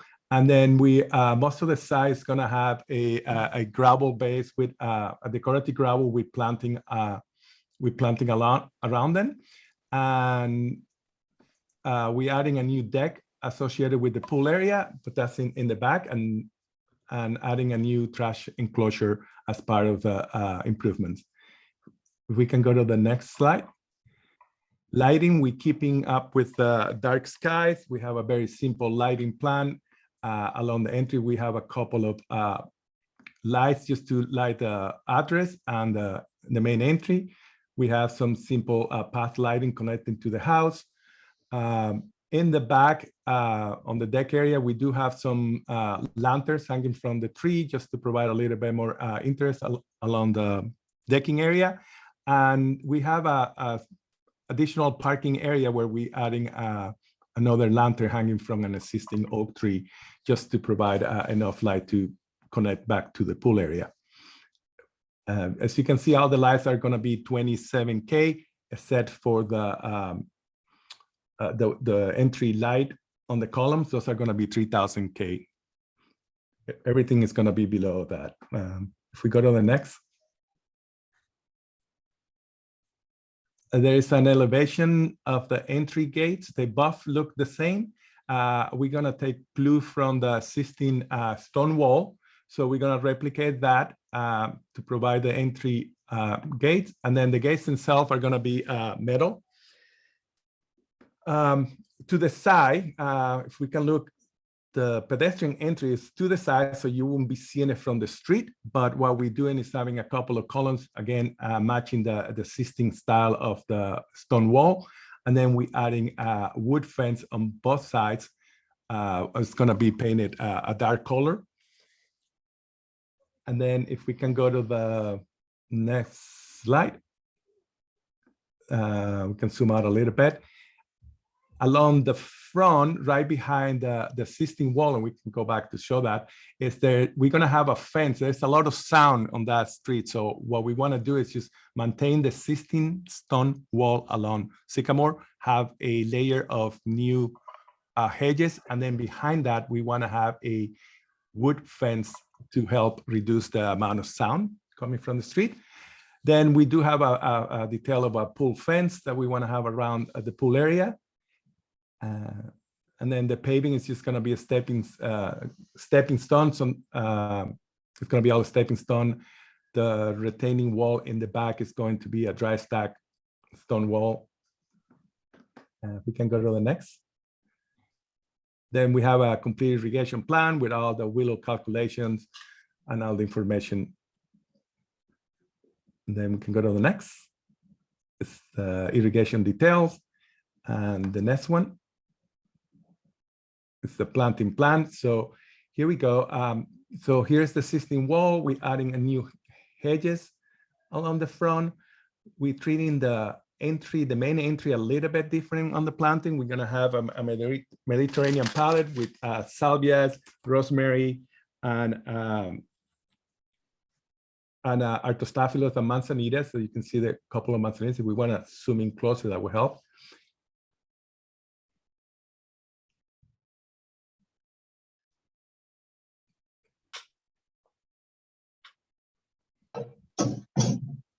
Thank you. So that's the main entrance. We're keeping the existing hedges that are there. It's a combination of oleanders and pittosporums. That's gonna remain all along the side. And then once you go in, there is a big open space here. We're having an orchard. We preserving the existing oak trees, and then we're adding a couple more oak trees to create a little bit of a oak forest here with the backdrop of native landscape screening the back of this wood fence. We're also adding a couple of areas of native wildflowers to create a meadow, but then we keep this Mediterranean feel going through this path connecting to the main house. Once you get in front of the house, we, like mentioned earlier, we have a simple palette keeping up with the fire department requirements, but also, having a nice clean landscape with decorative gravel and native, Mediterranean shrubs coming along, creating the interest along the front. We have a bioswale and a catch basin as part of the stormwater system. So we have a little bit of a catch basin here, and we have another basin here. We're treating it with native wetland landscape plants. The water will continue over a stone swell and then go back into a storm drain that is existing storm drain that is this location. As we go in the back, we're adding more new hedges on this side because the ones that are there not doing very well. The fence is also kind of falling, so we're going to have to replace some of the fence along the back. And then we switched along this side. There's not much hedges right there now. So we're adding a Prunus Catalina cherry along the edge here to create a fence and work together with the existing oak trees along that side. We're keeping the existing landscape that is here. There's nothing we're gonna do to it. And then we're adding a new landscape to screen the new pool fence and have a connection to the new parking area on this side. So that's basically. So David, can you go on over and just scan over to the right so that Elida and Claire can look at the plant legend, please? Thank you, John. I was just getting ready to interrupt you. Do you think that I've observed what you do for the last 8 years? And the fact that my eyesight is getting worse and worse as I get old. But there's a couple of other things that I wanted to ask. Wait, we're not in questions yet. So do you want to scroll down? This is the shrubs and vines, but they're trees or, oh. where'd you go? It's up, it goes up, yeah. Okay, there you go. So those are, those are the trees, I guess. And on the second page, we have the details without the water requirements for the plant material and a complete plan list with sizes and quantities. Okay, so are you done? Both of you, Michael? Yeah, I'll just wrap up, John. So thank you so much, Guillermo. Great job on the landscaping, and I hope the board appreciates the level of detail in the planting and the irrigation planning and the fire zones and so forth. Yeah, so just trying to be responsive to the question, what you guys asked us to provide. Initially, the FAR worksheet that's completed, the phasing, that was a question last time when we had a concept, but that's all been addressed. So everything we're showing you today is one phase to be built as we are presenting it. The site layout was something that the board was concerned about last time, and we've added all this additional landscaping all the way around the perimeter of the property to address some of the existing structures. There wasn't really much concern about the house itself. It was just we hadn't added all that additional landscaping, so that's been added. The paint issue has been addressed to reflect the light reflectance value that doesn't exceed 84. And we've for the county, we've provided our Montecito Fire Department approval along with our complete submittal set. So, and our civil engineer has actually confirmed all that. So we believe we've included everything that you guys had asked for at our last hearing for concepts. So we're here today for preliminary and final here and available for any questions that you might have. So that concludes our presentation. Thank you, Michael. Claire, let's get you going here. Okay, so Guillermo, in the beginning of your presentation and what Michael had said, we've got the wall along Sycamore Canyon. You said at the beginning of your presentation that you were going to be planting outside of the wall. But I don't see any planting outside of the wall. I'm sorry, I meant behind the wall. My apologies. Behind the wall, okay. Correct. That's number question. Okay, so behind the wall is Correct. What is L? What is L? That's Laurus nobilis. Say that again. Laurus nobilis. Oh, fine. Okay, fine. So it's a green hedge right there. Correct. Then. It's a green hedge. Yeah. Okay. That's all. I just wanted to clarify that. And then, okay. So then, John, do you want me to keep going with my questions? You are up for your questions. Please go. Okay. So is there somewhere in here actually the fixture that's on the gates at the front? Is there a photograph of that actual fixture? Correct, there is. If we go back to the lighting plan, I do have a cut sheet with the light in there. So that's what I want to see. I want to see that fixture. Where's the lighting plan? It's 2 up from where you are. One more. That's next one. Sorry, I just trying to catch you. We are on hardscape. Go up. There. Thank you. Yep, So there's the light fixtures. It's the, Is this one at the bottom? correct. It's also using the architecture sconce on the wall too. Right, and okay, this is the Scott, okay, and so the light is up inside then, and there's, Correct. what looks like white, that's just, okay. That's empty space. Okay, You can that see takes behind. care of that question. That's a lantern also? Oh, and then what is the height of the fence that goes along Sycamore Canyon? That's 6 feet. It's 6 listed feet. here. Perfect. Okay, that's all the questions I have. Okay, in the spirit of landscape, Elida, you want to take a shot? Can we go to, I don't know, 13, 13's fine.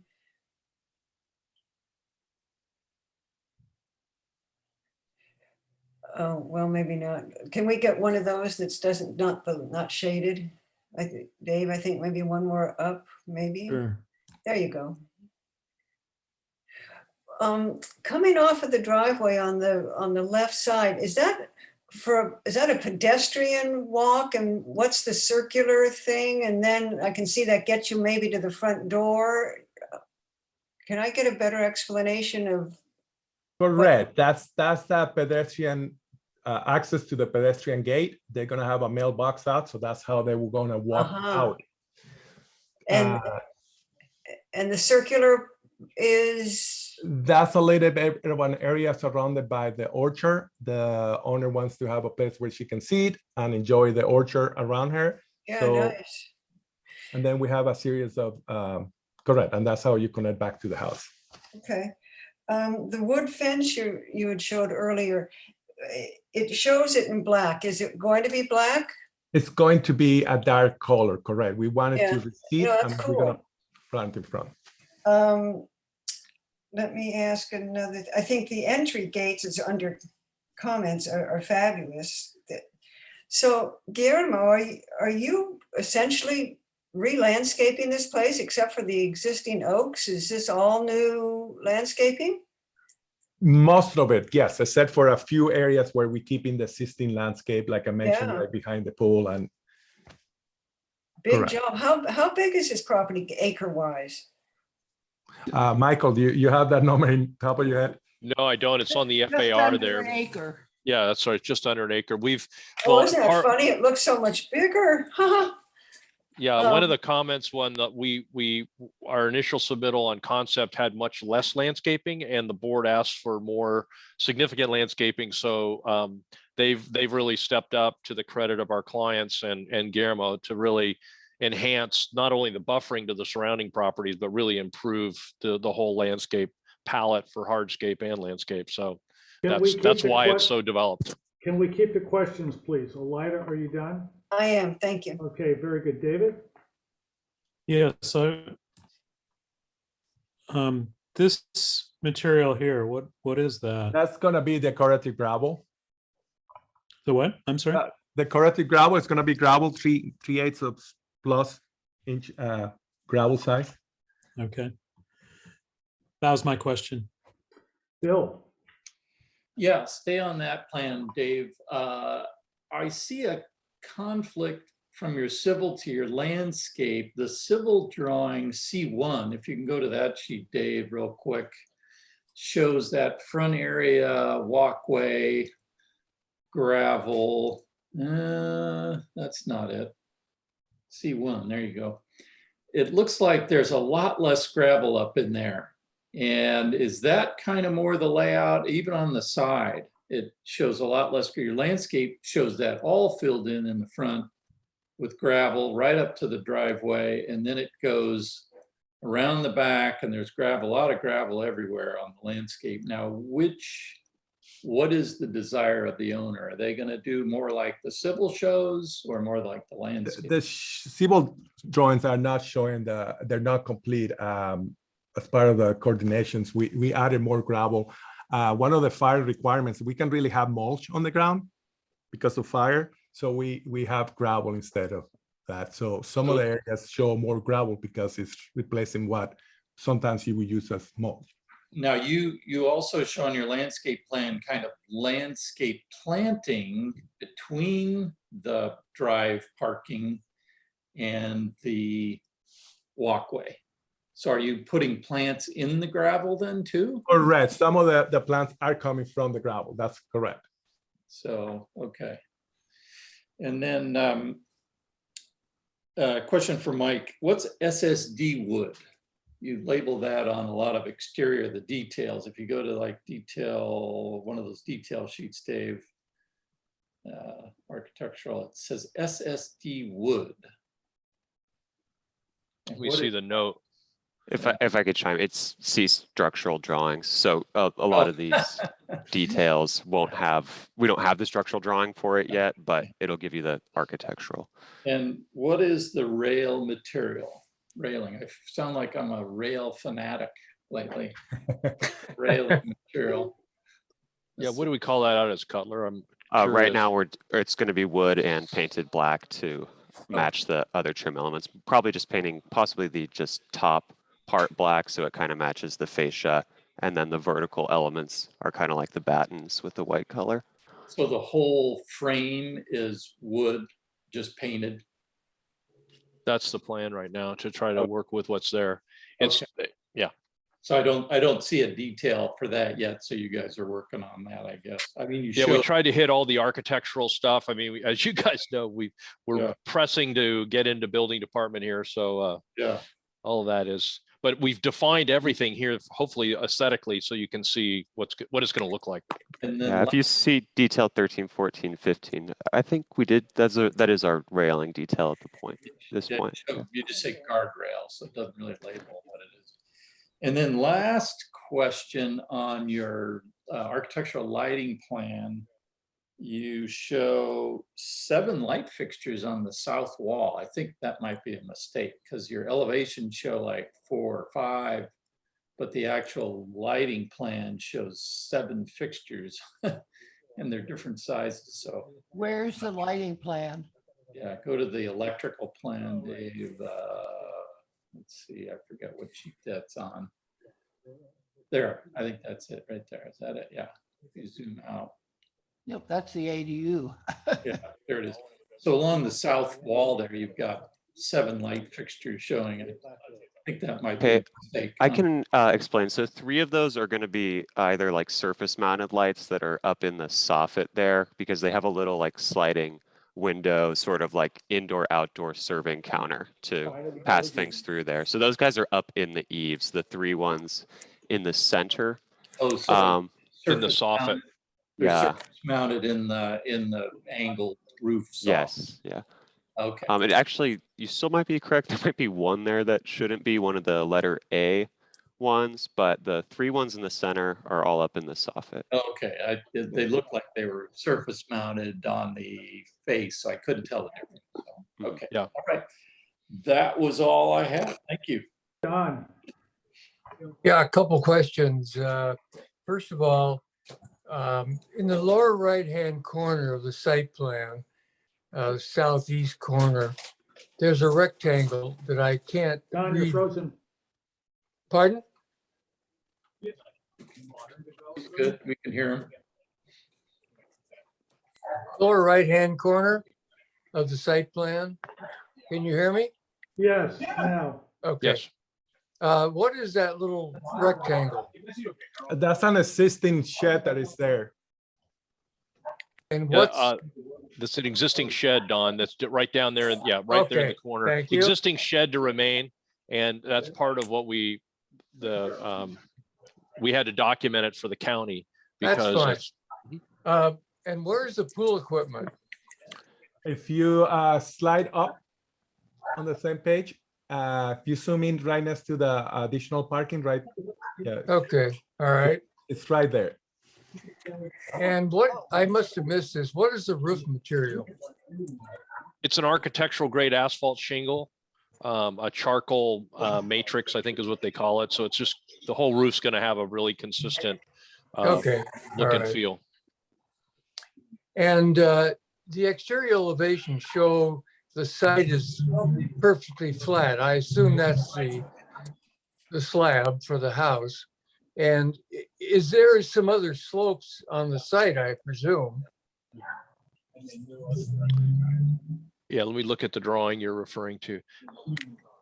Oh, yeah, as far you're asking about the, yeah, that's the existing. Let's go to the next one. Show. Yeah, so it's pretty much a flat site.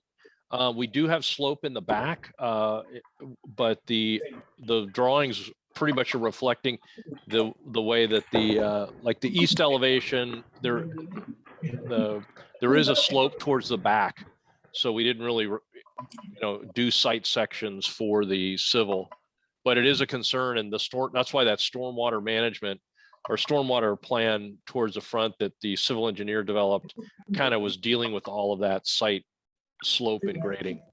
Okay, thank you, Michael. And I have no questions. Somebody's talking in the background. If you are not talking, please mute yourself. Thank you. Okay, so public comment. Item number 11, 2340 Sycamore Canyon Road, please. Is there anybody here that would like to address the There board? isn't, John. Thank Very you. good. Thank you. Close public comment. Back to it, same order. Claire, please. Well, I think this project, now that we've got all the questions, everything, I think it's ready for final approval. So you're good with it? Yeah, I'm good with it. Okay, Elida. No, this is a nice project. I can't wait to see it all finished. Nice going, guys. Thank you. We are never invited. We will invite you to the opening party. Sure. David. Yeah, I think it's a very nice upgrade to that existing house. My one question is the amount of gravel in this corner area versus landscape. I'm not going to not improve it, but it just seems like a lot of gravel and no landscape, and would encourage you to consider that. But other than that, it's looks like a great project. If you look at the planting plan, we do have planting in there. Yeah, that's the Oh, thing. did I miss that? Yeah, It's Yeah. just that the Quite way a bit, they- actually. Yeah, the way they've done this is a little different than we're used to, and there is planting inside the grass, in and around the grass. Yeah. Okay, I missed that. Okay, thanks. The planting plan there. Yeah, it really shows it in the color planning plan It's down below, actually. down below. Is Yeah. it Keep going. this? Going. no, two more Couple more. Yeah. there. Oh, okay. Okay, that helps. Thank you. David, are you done? Yes. Okay, very good. Bill, please. Yeah, architecture looks great, Mike. Nice job. I too was kind of on the fence with Dave. If everybody, landscape folks are good with the gravel, I was just thinking, wow, that's an awful lot of gravel. But I think maybe the plants help soften that. So I think I can be convinced to be okay with that part of it. But the rest of it looks great. Well done. Thank you. John. Thank you. Good project, ready for final. I want to chime in with Dave and Bill on this gravel area. It looks far more than it needs to. I don't see it being usable in many areas. I certainly don't mind pathways and things like that. I think that I think much of the plan is quite nice, but that part of it does not seem that you have brought the same amount of creativity and thoughtfulness to it. I can certainly understand that you are trying to create a sitting area out there, perhaps because you've got that dining area. Maybe that's actually up a little bit farther. I don't think that the amount of gravel is something that we normally see or desire.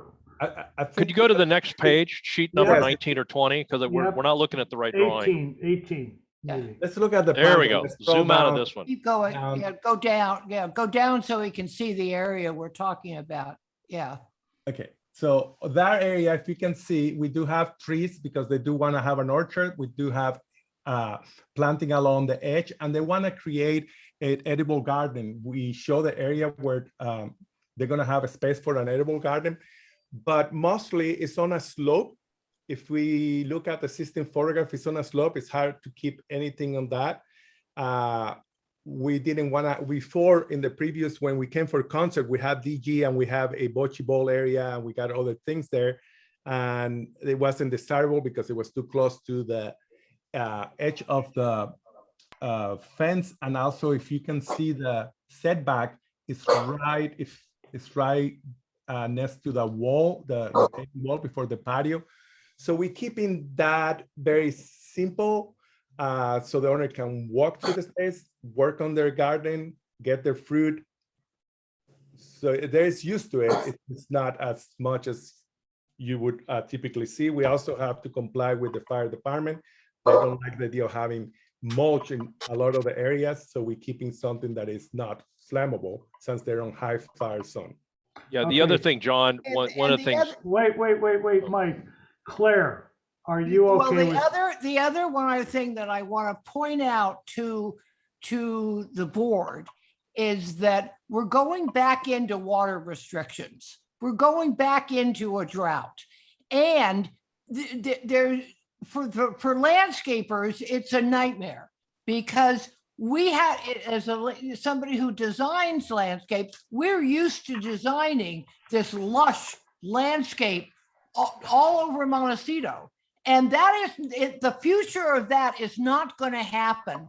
I think for me, having this gravel mulch on these two terraces, which allows them to be able to plant things in other areas of the yard where it's going to be more lush. Up here on these two terraces, absolutely gravel mulch is appropriate. Okay, so. Here. It sounded. You're here. Thank you, Elida. Thank you. Because it's a changing world when it comes to no water. Claire, it's my turn. Thank you. Go ahead.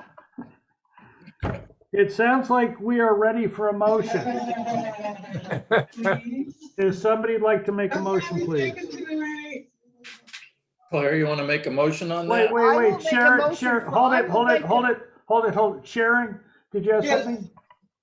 No. Okay, very good. I'm sorry, Claire. Please go ahead. I thought I'll make a motion for preliminary final as presented. Great project, you guys. Is there a second, please? I'll second it. Is there any further discussion? All those in favor? Aye. Aye. All those opposed? Do I have? Good job, Guillermo. Great job. Thank you. Do I have a motion for adjournment, please? Don't move. Is there a second? Seconded. Any other discussion? Thank you very much. Thank you very much for your good hard work. David, again, thank you. Thanks, John. Thank you. All those in favor, please say aye. Aye. Meeting adjourned. Thanks so much. Good job. Thank you. Ugh.